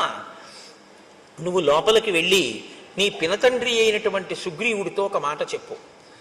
రామచంద్రమూర్తి శోకమును పొంది ఉన్నాడని, రామచంద్రమూర్తి మాటలు చెప్పడం కోసం ఆయన తమ్ముడైన లక్ష్మణమూర్తి వచ్చాడని, ద్వారం వద్ద ఎదురు చూస్తున్నాడని, నీతో వచ్చి మాట్లాడాలనుకుంటున్నాడని లోపలికి వెళ్ళి నీ పినతండ్రితో చెప్పి, నీ పినతండ్రి ఏమనుకుంటున్నాడో వచ్చి నాతో చెప్పు అని ఆయన అక్కడ నిలబడ్డాడు. ఈ అంగదుడు లోపలికి వెడుతున్నాడు. అది మంత్రులంటే, సచివులంటే అది, దూరదృష్టి అంటే అది. ప్లక్షుడు ప్రభావుడు అనబడేటటువంటి ఇద్దరు ఆ మంత్రులు కూడా అంగదుడితో పాటు లోపలికి వెళ్ళారు. మంత్రులు లోపలికి వెడితే దాన్ని ఎవరు అభ్యంతర పెట్టడానికి వీలుండదు. అంగదుడితో పాటు వెళ్ళారు. వాళ్ళకి తెలుసు. ఇప్పుడు లక్ష్మణమూర్తి ఒక పిల్లవాడికి చెప్పాడు, యువరాజుకి. యువరాజుకు కూడా భయమే లక్ష్మణుడు అంటే. తీరా వెళ్ళిన తర్వాత ఇప్పుడు అంగదుడు కర్తవ్యం చేయడమా, అంగదుడు చెప్పిన దాన్ని బట్టి సుగ్రీవుడు ప్రాణాలు నిలబడ్డమా అన్నది ఎవరి చేతిలో ఉంది? అంగదుడి చేతిలో లేదు, సుగ్రీవుడి చేతిలో ఉంది. సుగ్రీవుడు ఎటువంటి స్థితిలో ఉన్నాడని మంత్రులకి తెలుసు. అసలు విపరీతమైనటువంటి భావోద్రేకంతో మధుపానాసక్తుడై కామాతురుడై ఉన్నాడు తప్ప అంగదుడు చెప్పింది చెవిలోకి వెళ్ళడం కాదు, మనసులోకి వెడుతుందా అన్నది చెప్పడం కష్టం. ఇప్పుడు అంగదుడితో లక్ష్మణుడు ఏమన్నాడు? వెళ్ళి చెప్పి బయటికి వచ్చి నాకేమైందో చెప్పన్నాడు. నించునున్నాడు. వెళ్ళి లోపల ఉండిపోతే కోపగిస్తాడు. ఇప్పుడు అంగదుడు కారణం అవుతాడు. అంగదుడు వెళ్ళి చెప్పిన తర్వాత చెప్తాడు, అయ్యా బయట లక్ష్మణమూర్తి ఎదురు చూస్తున్నారు, మీతో మాట్లాడతారట. తప్ప తాగి తూలుతూ అంతమంది కాంతలతో రమిస్తున్నటువంటి సుగ్రీవుడు అని ఊరుకున్నాడు అనుకోండి. ఎన్ని మాటలు చెప్తాడు? రాజు కాబట్టి తిరిగి వచ్చి ఆయన మధుపానం చేస్తున్నాడు, భార్యలతో క్రీడిస్తున్నాడు, నేను చెప్పాను కానీ ఆయన చెవికి ఎక్కినట్టు లేదు అన్నాడు అనుకోండి. ఏ సుగ్రీవుడు బతుకుతాడా? ఇక బతకడు. ఈ దోషానికేగా కాలం దాటిపోయింది. కాబట్టి ఇప్పుడు అంగదుడు వచ్చి చెప్పడం కాదు, అంగదుడు వచ్చి చెప్పే లోపల సుగ్రీవుడి ప్రాణములు నిలబడేటట్టుగా చెయ్యాలి ముందు. కాబట్టి వీళ్ళని వెళ్ళమనలేదా కాదు, ప్రభు ప్రాణములను కాపాడడం అన్నది అంగదుడు వెళ్ళి రావడంలో ఉంది. కాబట్టి పిల్లాడి మీద వదిలేసి పెద్దవాళ్ళు కూర్చోవడం కాదు, చెప్పినా చెప్పకపోయినా తాము వెళ్ళాలి, వెళ్ళి ప్రభువుని రక్షించుకోవాలి. ఇప్పుడు ఇది ఒక క్లిష్ట పరిస్థితి వచ్చింది కాబట్టి అందుకుని వెళ్ళారు వాళ్ళిద్దరూ లోపలికి. అంటే మంత్రులు అన్న వాళ్ళ యొక్క నడవడి ఎలా ఉండేదో, ఎంత గొప్పగా ప్రవర్తించేవారో, ఎంత దూరదృష్టితో వాళ్ళు ఉండేవారో ఒక సంఘటనని చూస్తే శ్రీరామాయణాన్ని పరిశీలనం చేస్తున్నప్పుడు ఆశ్చర్యంగా ఉండదు. పెద్దరికము అన్న మాట యొక్క బాధ్యత, కర్తవ్యం ఏమిటో. పెద్దరికం ఉన్నవాడు విషయాన్ని మనసులో పెట్టుకుని అది పగలకుండా ఎలా రక్షించాలో, ఎంత జాగ్రత్తగా తాను ప్రవర్తించవలసి ఉంటుందో. రామాయణం చదివితే మీకు అటువంటి ఆలోచన ధోరణి అలవాటు అవుతుంది. పెద్దరికం అన్న మాట పెద్దరికంగా నిలబెట్టుకోవడం అలవాటు అవుతుంది. కీర్తి కోసం పెద్దరికం కాదు.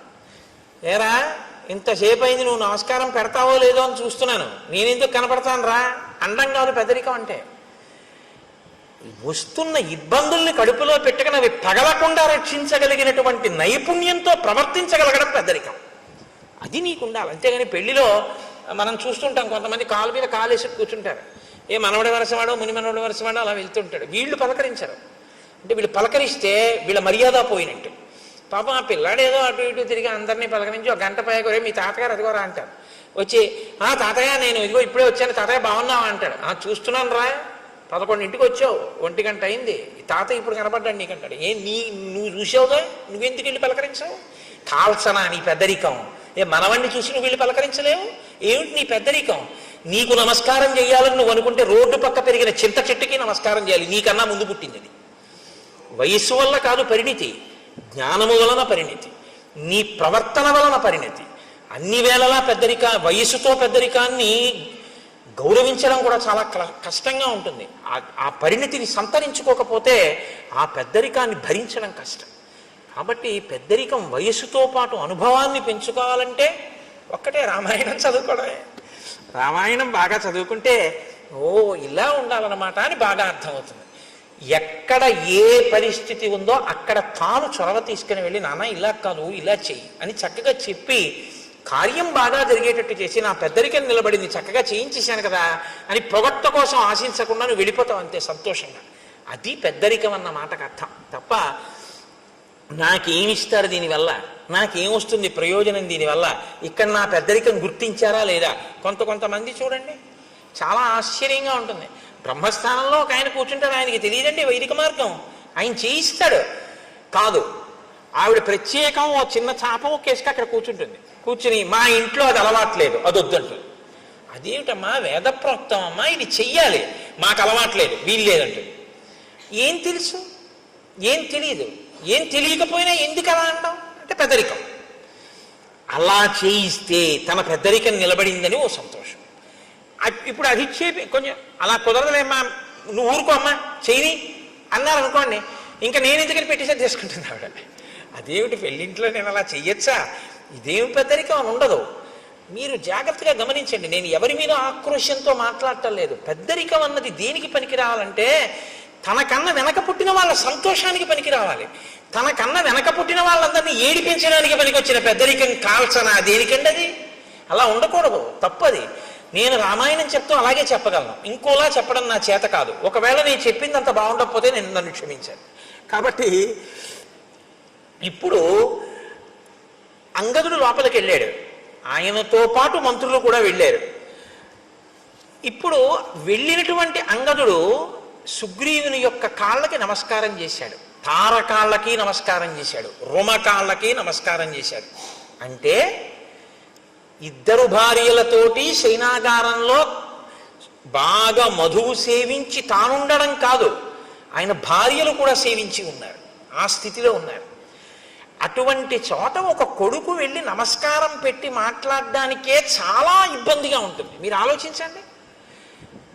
నేను ఒక్క మాట చెప్తా, అంతకన్నా దాటి చెప్పడం నా సంస్కారానికి కూడా ఇష్టం ఉండదు. వాళ్ళు తల్లులు, ఆయన తండ్రి, వాళ్ళు అలా ఉండగా ఓ కొడుకు వెళ్ళి నమస్కారం చేయడం అన్నది ఆయనకి ఎంత బాధగా ఉంటుంది మీరు ఆలోచించండి. ఇంకొకప్పుడు ఇలా ఉండకుండా ఉంటాడు, వెళ్ళి చెప్తాను మా నాన్నగారికి అనడానికి అలా ఉండకుండా తండ్రి ఉంటాడన్న నమ్మకం లేని స్థితిలోకి వెళ్ళిపోయి ఉన్నాడు ఆయన. కాబట్టి ఇప్పుడు లక్ష్మణుడికి చెప్పుకోలేడు అంగదుడు. ఇది చిన్నపిల్లల్ని ఇబ్బంది పెట్టే పెద్దరికంగా మారడం అంటే. కాబట్టి ఇప్పుడు పాపం అలాగే వెళ్ళి నమస్కారం చేశాడు. నమస్కారం చేసి అంజలి ఘటించి చెప్పాడు. లక్ష్మణమూర్తి కోపంగా ఉన్నారు, రాముడు శోకంతో ఉన్నట్ట, ఆయన చెప్పమన్నది చెప్పడానికి వచ్చాడు, ఎదురు చూస్తున్నాడు, నిన్ను కలుస్తానంటున్నాడు, నన్ను వచ్చి ఏ మాట చెప్పమన్నాడు, కాబట్టి నేను ఏం చెప్పను అని అడిగాడు. ఈయన చెప్పిన మాట ఆయన మనసులోకి వెళ్ళలేదు, ఆయన తలకెక్కలేదు. ఎందుకు ఎక్కలేదంటే ఆయన మనసు ఇక్కడ లేదు, ఇంకొక దాని యందు అనురక్తమై ఉంది. కాబట్టి ఇప్పుడు ఆయన వినే స్థితిలో లేడు. ఇప్పుడు కాసేపు మీరు ఆ పనులు ఆప్ చేసి ఇది వినండి అనే స్థితిలో కొడుకు లేడు. చూడండి ఆ వ్యసనము హనుమ చెప్పింది ఇదే కదా, వచ్చేసిందా లేదా పరిస్థితి? చూస్తుండగా వచ్చేసింది అంతే, ప్రాణ సంకటంలోకి వెళ్ళిపోయాడు సుగ్రీవుడు. ఇప్పుడు ఈశ్వరానుగ్రహం పనిచేసింది. కేవలం మిత్రుడు చంపకూడదు అనుకున్న రాముని యొక్క అనుగ్రహమే బహుశా సుగ్రీవుణ్ణి కాపాడు. లక్ష్మణుని యొక్క కోపంతో లక్ష్మణుడు దగ్గరికి వచ్చి అంగదుడు మాట చెప్పిన తరువాత లోపలికి వెడదామని ముందుకు నడిచొస్తున్నటువంటి లక్ష్మణుణ్ణి చూసి భయపడిపోయినటువంటి కొన్ని వేల వానరములు ఏకకాలంలో ఒక పెద్ద అర్థనాదం చేశాయి. లోపలికి వెళ్ళిపోతున్నాడు, ఇంత కోపంగా ఉన్నాడు, అంగదుడు పైకి రాలేదు, ప్రభువు మత్తిల్లి ఉన్నాడు, ఏమవుతుందో అని వాళ్ళు ఒక పెద్ద నాదం చేశారు అందరూ. ఇన్ని వేల వానరములు ఒక్కసారి నాదం చేస్తే సుగ్రీవుడు ఉలిక్కి పడ్డాడు.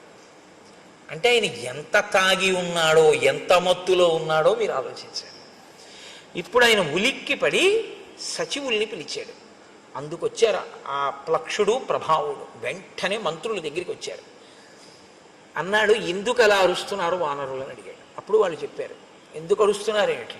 లక్ష్మణమూర్తి వచ్చాడు, రాముడు కోపంగా ఉన్నాడు, రాముడు శోకిస్తున్నాడు, సందేశం పట్టుకొచ్చాడు, నీతో మాట్లాడతాట, నీ దగ్గరికి వస్తాట, ఏం చెప్పమంటావు అని అడిగాడు.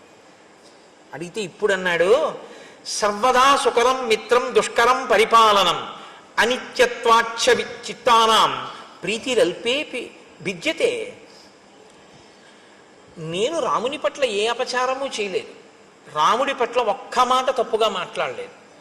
బహుశా రాముడితో నా స్నేహాన్ని చెడగొట్టడానికి నేనంటే కిట్టని వాళ్ళు ఎవరో నేను సుఖపడ్డం ఇష్టం లేక రామలక్ష్మణులకి నా మీద ఏవో చాడీలు చెప్పి ఉంటారు. చెప్పినా రామలక్ష్మణులు నమ్మకూడదే, ఇంత ఆగ్రహం ఎందుకు వచ్చింది అని ఇప్పుడు పెద్దల మాటలు జ్ఞాపకానికి వచ్చి ఇప్పుడు అన్నాడు, సర్వదా సుకరం మిత్రం దుష్కరం పరిపాలనం. స్నేహం చెయ్యడం మొదలు పెట్టడం తేలిక, స్నేహాన్ని నిలుపుకోవడం చాలా కష్టం అన్నాడు. ఎంత పెద్ద మాట చూడండి. ఈ ఏడాది మీకు ఒకళ్ళని పరిచయం చేస్తాడు. పరిచయం చేసి, ఈయన నాకు ఆప్తమిత్రుడండి, ఈయన నాకు కుడి చెయ్యి అంటాడు. ఓ 2 ఏళ్ళు పోయాక ఆయన మళ్ళీ వస్తాడు. ఏమంటే మీ పక్కన ఆయన ఉండేవారు కదా, ఆయన మీ కుడి చెయ్యి అనేవారు కదా, ఆయన ఏది అంటాడు. అప్పుడు తెలుసుకోలేకపోయానంటే వాడు దుర్మార్గుడు, వాడిని వదిలేశానంటాడు. ఇప్పుడు వచ్చిన ఆయన ఏమనుకుంటాడు, ఒరే కుడి చెయ్యి అనేవాడు అంత గొప్పగా చెప్పేవాడు ఈడరా, ఇప్పుడు మళ్ళీ 2 ఏళ్ళు పోయాక వచ్చేటప్పటికీ అబ్బాయి వాడు ద్రోహం అంటున్నాడు ఏమిటి అనుకుంటాడా అనుకోడా? తనంత తాను విడిచిపెట్టేయవలసినంత స్థితిని అవతలవాడు కల్పించుకుంటే తప్ప, మీరందుకే స్నేహం మొదలుపెట్టేయడం చాలా తేలిక, స్నేహాన్ని నిలబెట్టుకోవడం చాలా చాలా కష్టం. ఇప్పుడు అంటున్నాడు ఆ మాట, రాముడితో స్నేహం మొదలుపెట్టడం తేలికైంది, ఇప్పుడు ఆ స్నేహాన్ని నిలబెట్టుకోవడం కష్టం అవుతోంది. ఎందుకో తెలుసా? అనిత్యత్వాచ్చ చిత్తానాం. మనసు ఉంది చూశారు, ఇది ఒకలా ఉండదు, ఒక్కొక్కప్పుడు ఒక్కొక్కలా ఉంటుంది. అప్పుడు మాట ఇచ్చాను, ఇప్పుడేమో ఇలా ఉన్నాను. చూశారు ఎంత ప్రమాదం వచ్చిందో. ప్రీతి రల్పేపి భిద్యతే. చిన్న విషయానికి ఒక్కొక్కసారి చాలా ప్రమాదాలు వచ్చేస్తాయి. కాబట్టి స్నేహాన్ని నిలబెట్టుకోవడంలో ఇబ్బంది వచ్చింది అన్నాడు. అని ఇప్పుడు రాముడు చేసినటువంటి మేలు ఏదైతే ఉందో దానిని మాత్రము నేను ఎన్నడూ మరువను. అంతటి మహానుభావుడు రామచంద్రమూర్తి నాకంత ఉపకారం చేశాడు. ఆయనకి నేను ఏ చిన్న ప్రత్యుపకారము చేయలేకపోతున్నాను అని బాధపడుతున్నాను. వాలిని వధించి నాకు రాజ్యం ఇచ్చాడు. ఇవాళ నేను అనుభవించే సుఖాలన్నీ కూడా రాముడు పెట్టిన భిక్ష. అటువంటి రాముడికి నేను ఉపకారం తొందరగా చేయకపోవడం పొరపాటే. అంటే హనుమ అన్నారు సుగ్రీవుడితో, సర్వదా ప్రణయాత్ క్రుద్ధో రాఘవోనత్ర సంశయ భ్రాతరం సంప్రహితవాన్ లక్ష్మణం లక్ష్మీవర్ధనం. సుగ్రీవ, ఇంకా నీకు బాగా బోధపడలేదు. కోపము 2 రకాలుగా ఉంటుంది. ఒకటి ప్రతీకారేచ్ఛతో ఉన్న కోపము ఒకటి, అవతలవాడు పాడైపోతున్నాడని ప్రేమతో కోపం తెచ్చిపెట్టుకుని సంస్కరించాలని ప్రయత్నించడం ఒకటి. రాముడిది ప్రతీకారేచ్ఛతో కూడుకున్నటువంటి కోపం కాదు, ప్రతీకారేచ్ఛతో కూడుకున్నదైతే ఇంకోలా ఉంటుంది. ఇది ప్రణయాత్క్రుద్ధో, ప్రేమతో కూడిన కోపం. ప్రేమతో కూడిన కోపాన్ని ప్రేమతోటే అర్థం చేసుకోవాలి తప్ప ప్రేమతో కూడిన కోపాన్ని ఇంకొకలా అర్థం చేసుకోకూడదు. కాబట్టి రాముడికి నీ మీద ఎంత ప్రేమ ఉందో అర్థం చేసుకో. ఆయనంత కోపంగా మాట్లాడినా ఇప్పుడు లక్ష్మణుడు వచ్చేదో చాలా కోపంగా ఉన్నాడని మాట్లాడతాడు. నువ్వేం చేయాలో తెలుసా? ఎంత ప్రేమ లేకపోతే నా మీద ఒక బాణం వెయ్యగలిగిన వాడు వెయ్యకుండా ఇలా కబురు చేశాడు అని అంజలి ఘటించి వినాలి తప్ప నువ్వు నన్ను ఇలా అంటాడా అనకూడదు. ఆ ప్రేమ నిన్ను ఉద్ధరించడానికేనయా కోపం. ఈ శ్లోకం కానివ్వండి ఇవాళ సమాజంలో సరిగ్గా జీర్ణమైతే చాలా మంది మధ్య విభేదాలు, చాలా మంది మధ్య దెబ్బలాటలు, చాలా చాలా ఆత్మహత్యలు ఆగిపోతాయి. అమ్మ దెబ్బలాడితే ఆత్మహత్య ఏమిటండి? నాన్నగారు దెబ్బలాడితే ఆత్మహత్య ఏంటి? భర్త దెబ్బలాడితే ఆత్మహత్య ఏంటి? భార్య పుట్టింటికి వెళ్ళి రావడం ఆలస్యం అయితే భర్త ఆత్మహత్య చేసుకోవడం ఏంటి? అంటే అవతల వారు ఒక మాట అన్నప్పుడు ప్రేమతో అన్న మాటని ప్రేమగా స్వీకరించగలిగినటువంటి లక్షణం కోల్పోతే ఏమైపోతుందంటే అవి ఎప్పుడు పిటపిటలాడుతూ ఉంటాయి తప్ప సంబంధాలు వాటికి అనురక్తి ఆర్ద్రత అన్న తడి అంటి ఉండవు ఆ సంబంధాలకి. అవి ఎప్పుడు ఎండిపోయినటువంటి వేయించేసినప్పుడల్లా ఉంటాయి. మీరు ఎక్కడ ముట్టుకున్నా పలుక్కుని విరిగిపోతుంది. అలా ఉండకూడదు. చక్కగా ముట్టుకుంటే తడితో ప్రేమ అన్న తడి తగలడం వల్ల మీరు ముట్టుకుంటే సాగేటటువంటి గుణం కలిగినటువంటిదై ఉండాలి. మీరు ఎంత దాన్ని స్వీకరిస్తే అంత మధురిమ దాంట్లోంచి రావాలి. మీరు ఒక ద్రాక్ష పండుని మంచి ఎండాకాలంలో ఫ్రిడ్జ్లోంచి ద్రాక్ష పళ్ళ గుత్తొకటి తీసి తొక్క కూడా తీయవలసిన అవసరం లేకుండా ఉన్నటువంటి పండు కదా, దాన్ని తీసి ఇలా నోట్లో వేసుకుని పెదవుల మధ్య పెట్టి నొక్కండి, పళ్ళ మధ్య పెట్టి నొక్కండి, బుగ్గ కింద పెట్టి నొక్కండి, ఇలా పెట్టి వేళ్లతో నొక్కుకోండి. అది తీయటి చల్లటి రసాన్ని చిమ్ముతుంది మీ మీద. కొన్ని కొన్ని అనుబంధాలు అలా ఉండాలి. వాటిని అలా అర్థం చేసుకోవాలి. ఒక్కొక్కసారి దెబ్బలాడారు అనుకోండి, ఓ ఎందుకు దెబ్బలాడి ఉంటారు, ఎంత ప్రేమైకమూర్తి నా ఎందు ఇలా అన్నారంటే ఆయనకి ఎంత ఆర్తితో అంటున్నారో అన్న విషయాన్ని అర్థం చేశాను. ఒక్కొక్కసారి ఆవిడ అంటుంది కోపంతో, ఆవిడ కోపంతో అంటే ఓ నా ఎందు ఎంత ప్రేమ కలిగింది, ఎంత పిచ్చిది నేనంటే, ఆ ప్రేమలో అంటుంది అని దాన్ని మీరు ప్రేమగా స్వీకరించాలి. అంతేకాని నన్ను అంత మాట అంటుందా. 1947లో పెళ్ళైన కొత్తల్లో ఇలాగే 57, 67, 77 దిక్కుమాలవన్నీ గుర్తు తెచ్చుకొని అక్కడి నుంచి ఇంకా వారం రోజులు మాటలు మానేసి కంచాలు విసిరేసి నానా అల్లరి చేసేసుకుని ఇల్లు యమలోకం కింద చేసుకుని ఆ తర్వాత ప్రారంధం ఎవరు అనుభవించారు, వీళ్ళిద్దరే అనుభవించారు. ఎందుకంత కోపం? ప్రణయాత్కృత. ఆ ప్రేమతో కూడినటువంటి కోపాన్ని ప్రేమతో కూడిన కోపంగానే అర్థం చేసుకోవయ్యా. హనుమ మాట్లాడితే అలా ఉంటాయండి. అమ్మో ఏమి మాటలండి మహానుభావుడివి. కాబట్టి ఆర్తస్య కృతదారస్య పరుషం పురుషాంతరాత్ వచనం మర్షణీయంతే రాఘవస్య మహాత్మనః. నువ్వు నీ భార్యలతో ఉన్నావు, రాజ్యాన్ని పొందావు, వేళ దాటిపోయినా సుఖాలు అనుభవిస్తున్నావు. భార్య లేదు, రాజ్యం లేదు, నీకు ఉపకారం చేశాడు, నీకు సమయం ఇచ్చాడు, తాను నగరంలో కూడా రాలేదు, బయట పర్వత గుహలో ఉన్నాడు, ఒక గుహలో పడుకుంటున్నాడు, ఇన్నాళ్ళు ఎదురు చూశాడు. ఎంత బాధ వస్తుందో ఇప్పుడు. ఆ బాధలో వచ్చేటటువంటి మాట కొంచెం కష్టంగానే ఉంటుంది నువ్వు వినడానికి, కానీ నువ్వు వినడానికి కష్టంగా ఉందని కాదు వినవలసింది. అవతల వాడి కష్టం ఎంత ఉంటే ఆ మాట వచ్చిందో నువ్వు గమనించాలి. కాబట్టి ఇలా కోణంలో విని ఇప్పుడు లక్ష్మణుడు చెప్పేది తప్ప నువ్వు బాగా తప్ప తాగి ఉన్నావు కాబట్టి రాముడు నన్ను ఇలా అంటాడా అని వినవద్దు సుమా. ఎంత సిద్ధం చేస్తున్నారో చూడండి. ఇది హనుమంటే మహానుభావుడండి ఆయన. అందుకే ఆయన పేరు చెప్తే చాలు మనిషి చక్కటి స్థితిని పొందుతాడు. కృతాపరాధస్య హితే నాణ్యత్ పశ్యామ్యహం క్షమం అంతరేణాంజలిం బద్ధ్వా లక్ష్మణస్య ప్రసాదనాత్. ఓ కిష్కింధకాండే. ఏమి హరిప్రసాద్ గారు చెప్దామా? చూద్దాం అదో సంతోషం. కాబట్టి ఇప్పుడు నువ్వు ఒకవేళ లక్ష్మణుడు వచ్చి క్రుద్ధుడై మాట్లాడినా అంజలి ఘటించి విను తప్ప ఇంకొకలా మాత్రం దాన్ని అర్థం చేసుకుని కోపగించవద్దు అన్న తరువాత ఆ లక్ష్మణుడు అక్కడ నిలబడి ఉన్నాడు. నిలబడి ఉండగా కూజితం నూపురాణంచ కాంచీనాం నిదనదం తథా సన్నిశమ్య తత శ్రీమాన్ సౌమిత్రిర్లజ్జితో భవత్ రోషవేగ ప్రకుపిత శ్రుత్వా చాభరణస్వనం చకారజ్యాస్వనం వీరో దిశ శబ్దేన పూరయన్ చారిత్రేణ మహాబాహు అపకృష్ట సలక్ష్మణ తాసానేకాంతమాశ్రిత్య రామశోక సమన్విత.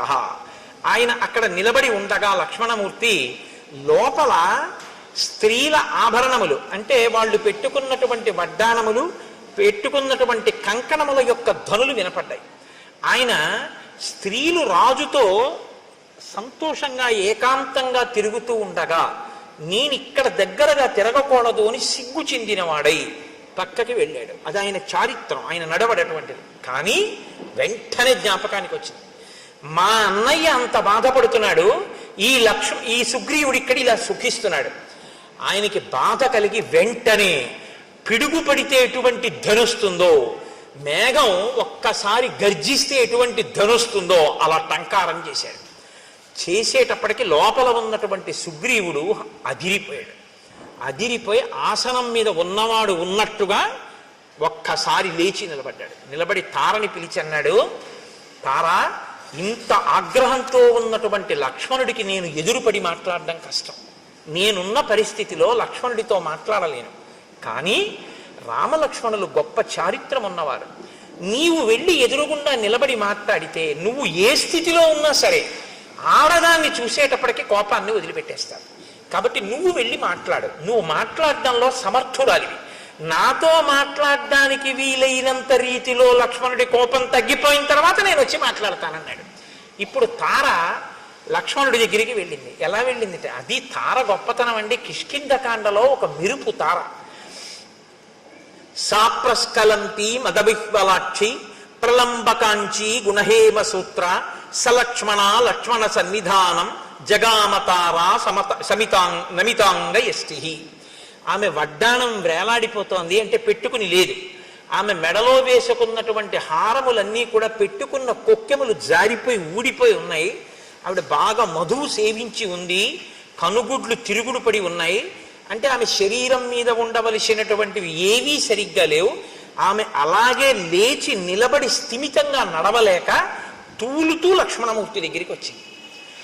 అలా వచ్చినటువంటి తన మిత్రుని యొక్క భార్యని చూసేసేటప్పటికీ అంత లక్ష్మణమూర్తి కూడా నా మిత్రుడి భార్య, నేను ఇలా కళ్ళెత్తి అటువంటి ఆవిడ్ని చూడకూడదని కోపాన్ని తగ్గించుకుని కన్నులు తలొక్కసారి ఉంచి పరమప్రసన్నుడై తన మిత్రుడి భార్య ఎదురుగుండా వచ్చింది కాబట్టి ప్రశాంతుడై పక్కకి నిలబడ్డాట.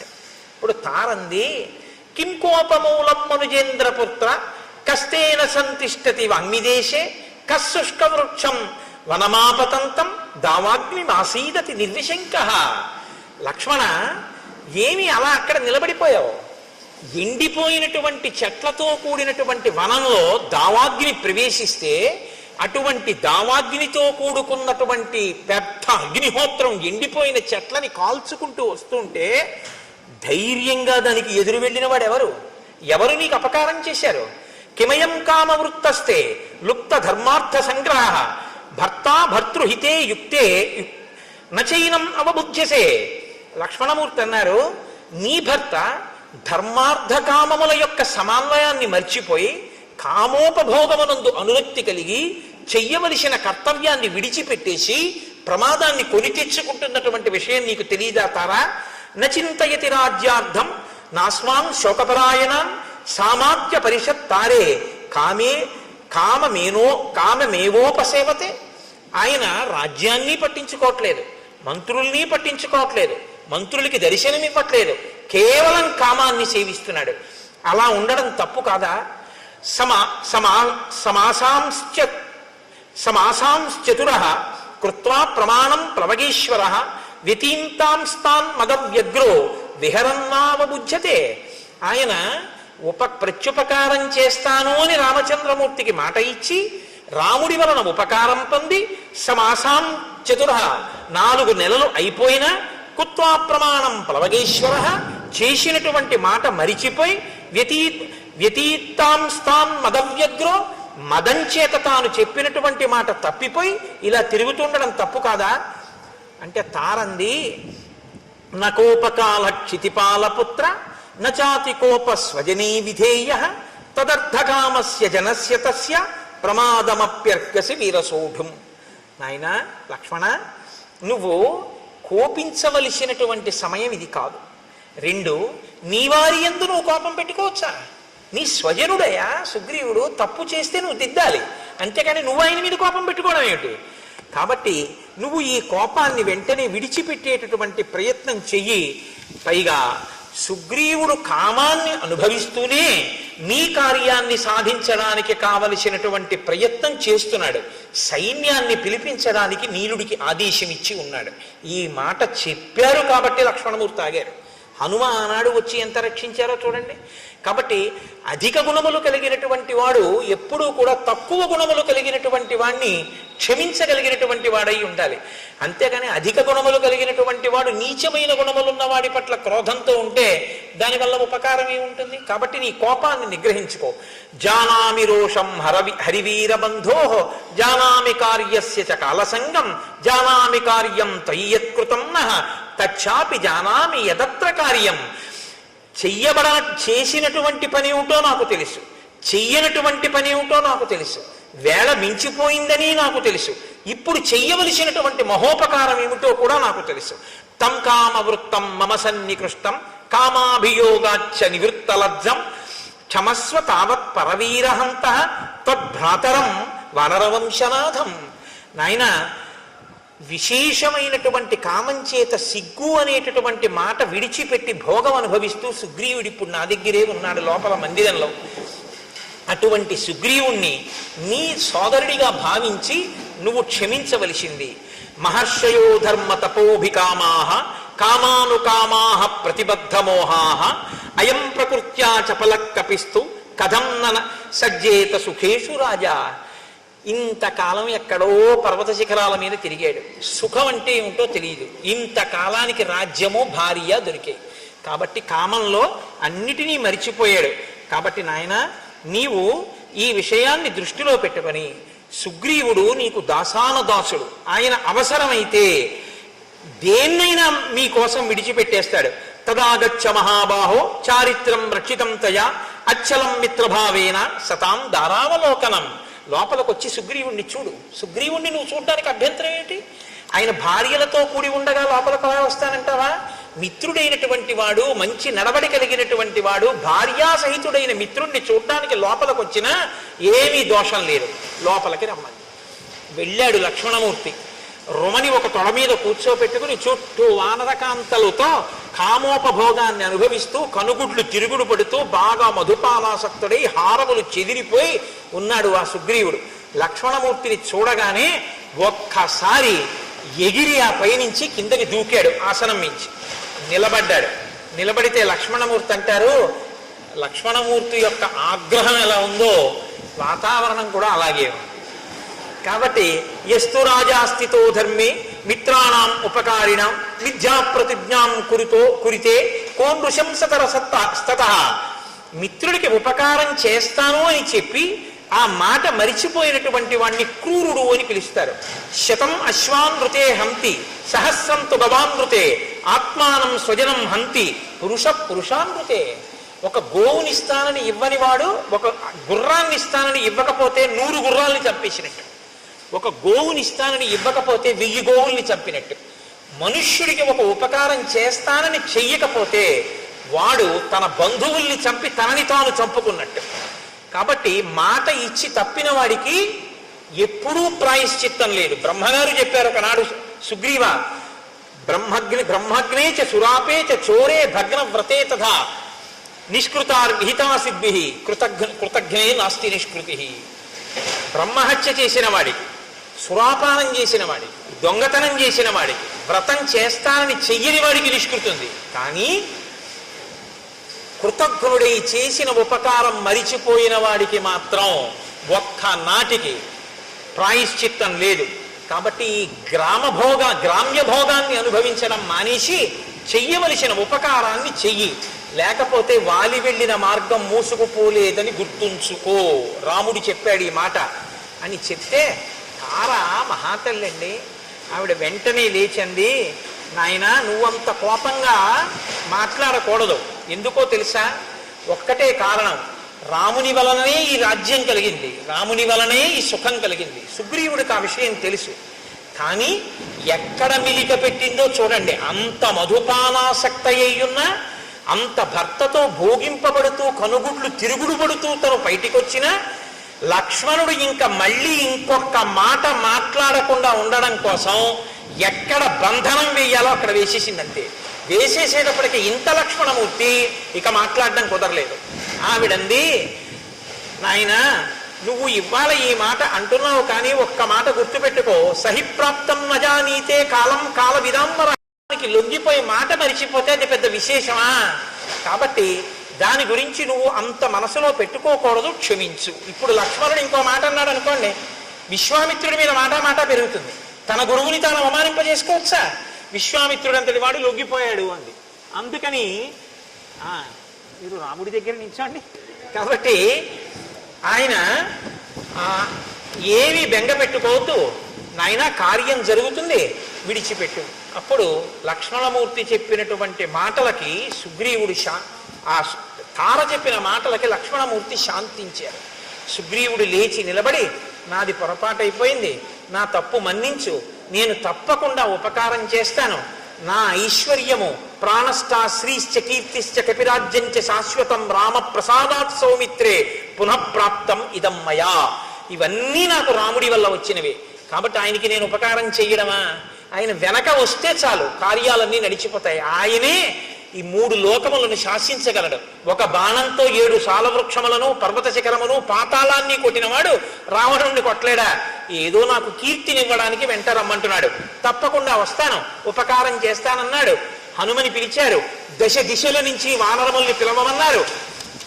అబ్బో, ఎన్ని పర్వతాల నుంచో, మహేంద్రగిరి, హిమవత్ పర్వతము, వింధ్యాచలము, కైలాసము, సముద్రాల దగ్గర నుంచి, తాపవనం దగ్గర నుంచి, పద్మకాలవనం నుంచి, అంజనాద్రి నుంచి, మనస్సిల గుహ, మేరు పర్వతం, మహారుణ పర్వతం నుంచి అనేక మంది వానరులు, కొన్ని కోట్ల మంది, 3 కోట్ల మంది అంజనాద్రి నుండి, అలాగే అష్టాద్రి నుండి 10 కోట్ల మంది, 1000 కోట్ల మంది కైలాస శిఖరం మించి, హిమవత్ పర్వతం మించి కొన్ని 1000 కోట్లు, ఎర్రటి వర్ణం కలిగినటువంటి వాళ్ళు వింధ్య పర్వతం మించి కొన్ని కోట్లు, ఇంతమంది వానరులు బయలుదేరి వచ్చేశారు. వచ్చేస్తే రామచంద్రమూర్తి దగ్గరికి సుగ్రీవుడు లక్ష్మణ సహితుడై వెళ్ళాడు. వెళ్ళి పాదముల మీద పడి నమస్కరించాడు. నాది పొరపాటైపోయింది, మన్నించండి అన్నాడు. ఒక్కసారి చుట్టూ చూశారట. చుట్టూ చూస్తే యథార్థంగా కిష్కింధకాండలో చెప్పిన వర్ణనతోటే నేను ఉపన్యాసాన్ని పూర్తి చేస్తున్నాను. ఆనాడుట భూమి అంతా కూడా ఒక్కసారి పరాగము పైకి లేచిందిట. గాలికి చెట్లన్నీ అల్లల్లాడిపోయేట. ఆ పర్వతాలు, శిఖరాలు, నదులు ఎక్కడ చూసినా వానరాలే. ఆకాశం అంతా చీకటి కమ్మేసిందిట. కొన్ని కోట్ల వానరములు, రేపు వివరంగా చెప్తాను. అద్భుతములు, శంఖములు, లెక్కలు చెప్పడం కుదరదు. కోటిని కోటి పెట్టి హెచ్చవేస్తే ఎన్ని సున్నలు వస్తాయో అన్ని కోట్ల మంది వానరములు వచ్చేసాయి. 10 రోజులలో రాకపోతే చంపేస్తానన్నాడు సుగ్రీవుడు. కొండలు నిండిపోయాయి, పర్వతాలు నిండిపోయాయి, శిఖరాలు నిండిపోయాయి, చెట్లు నిండిపోయాయి. వాళ్ళు వస్తున్నటువంటి వేగానికి చెట్లు కదిలిపోయాయి. భూమి మీద ఉన్నటువంటి పరాగమంతా లేచిపోయింది. ఎక్కడ చూసినా భల్లూకములు, లాంగూలములు, వానరములతో కిష్కింద చుట్టుపక్కల అంతా నిండిపోయి వానరములనేటటువంటి వర్షం వచ్చిందా అన్నట్టుగా ఉండిపోయింది. అంతా చీకటి కమ్ముకుపోయింది. అటువంటి చోట పరమ సంతోషంతో రామచంద్రమూర్తి మనసు చల్లబడింది. అందరూ సంతోషించారు. సుగ్రీవుడు లేచి రామచంద్రమూర్తికి నమస్కరించారు. రామచంద్రమూర్తి ఎంతో ప్రసన్నులయ్యారు. ఒక్కసారి ఆ వానరులందరి వంక చూశారు. ఓ, వర్షం వచ్చే ముందు మేఘాలతో ఆకాశం ఎలా నిండుతుందో అలా నిండిపోయింది ఆకాశమని సాక్షాత్తు వాల్మీకి మహర్షి వర్ణించారు. అందరి మనసులు చల్లబడ్డాయని వర్ణించారు. యథార్థంగా అదే స్థితిలో ఇవాల్టి ఉపన్యాసాన్ని నేను పూర్తి చేస్తున్నాను. రేపటి రోజున దీని యొక్క వివరణ రేపు సాయంకాలపు ఉపన్యాసంలో చేస్తాను. మనకేం భయం లేదు. తక్కువేమి మనకు రాముండొక్కడుండు వరకు. ఆయన అనుగ్రహం కిష్కింధకాండలో ఇంకా సీతాన్వేషణానికి హనుమ బయలుదేరిపోతున్నారు. ఇంకన్నీ చల్లని వార్తలే, చల్లబడిపోవాలి కిష్కింధకాండ చివరికి వచ్చేటప్పటికి. మీకు యథార్థం చెప్తున్నాను, ఎందుకంటే ఇక మంగళవార్తలు ప్రారంభం అయ్యాయి. అంతే, లోకం కూడా చల్లబడింది. ఇన్ని వానరములు వచ్చేటప్పటికి మరి వాయువేగం ఎలా ఉంటుందండి? ఒక్కొక్కడు ఎంతంత వేగం. అందుకే చూడండి ఎలా ఉందో వాతావరణం కూడా. శ్రీరామాయణం ప్రత్యక్షంగా ఆవిష్కరింపబడింది. మనం రామనామం చెప్పి మంగళం చెప్దాం. కోరి కొలిచిన వారికెల్లను కొంగు బంగారు రామనామము, రామనామము రామనామము రమ్యమైనది రామనామము, అండపిండ బ్రహ్మాండములకు ఆధారమైనది రామనామము, రామనామము రామనామము రమ్యమైనది రామనామము, వాదభేదాతీతమగు వైరాగ్యమే శ్రీరామనామము, రామనామము రామనామము రమ్యమైనది రామనామము, సకల జీవులలోన వెలిగే సాక్షిభూతము రామనామము. రామనామము రామనామము రమ్యమైనది రామనామము. నీలమేఘశ్యామలము నిర్మలము శ్రీరామనామము. రామనామము రామనామము రమ్యమైనది రామనామము. శాంతి సత్య అహింస సమ్మేళనము శ్రీరామనామము. రామనామము రామనామము రమ్యమైనది రామము. రామనామము రమ్యమైనది రామనామము. పండు వెన్నెల కాంతి కలిగిన బ్రహ్మనాదము రామనామము. రామనామము రామనామము రమ్యమైనది రామనామము. దట్టమైన గాఢాంధకారము రూపుమాపును రామనామము. రామనామము రామనామము రమ్యమైనది రామనామము. మంగళాశాసనపరై మదాచార్య పురోగమై సర్వైశ్చ పూర్వైరాచార్యై సత్కృతాయాస్తు మంగళం. మంగళం కోసలేంద్రాయ మహనీయ గుణాత్మనే చక్రవర్తి తనూజాయ సర్వభౌమాయ మంగళం. ఉమాకాంతాయ కాంతాయ కామితార్థప్రదాయినే శ్రీగిరీశాయ దేవాయ మలినాథాయ మంగళం. కరచరణకృతం వా కర్మవాక్కాయజం వా శ్రవణనైనజం వా మానసం వాపరాధం విహితం వా సర్వమేత్తక్షమస్వ శివ శివ కరుణాబ్ధే శ్రీ మహాదేవ శంభో. సర్వం శ్రీ ఉమామహేశ్వర పరబ్రహ్మార్పణమస్తు.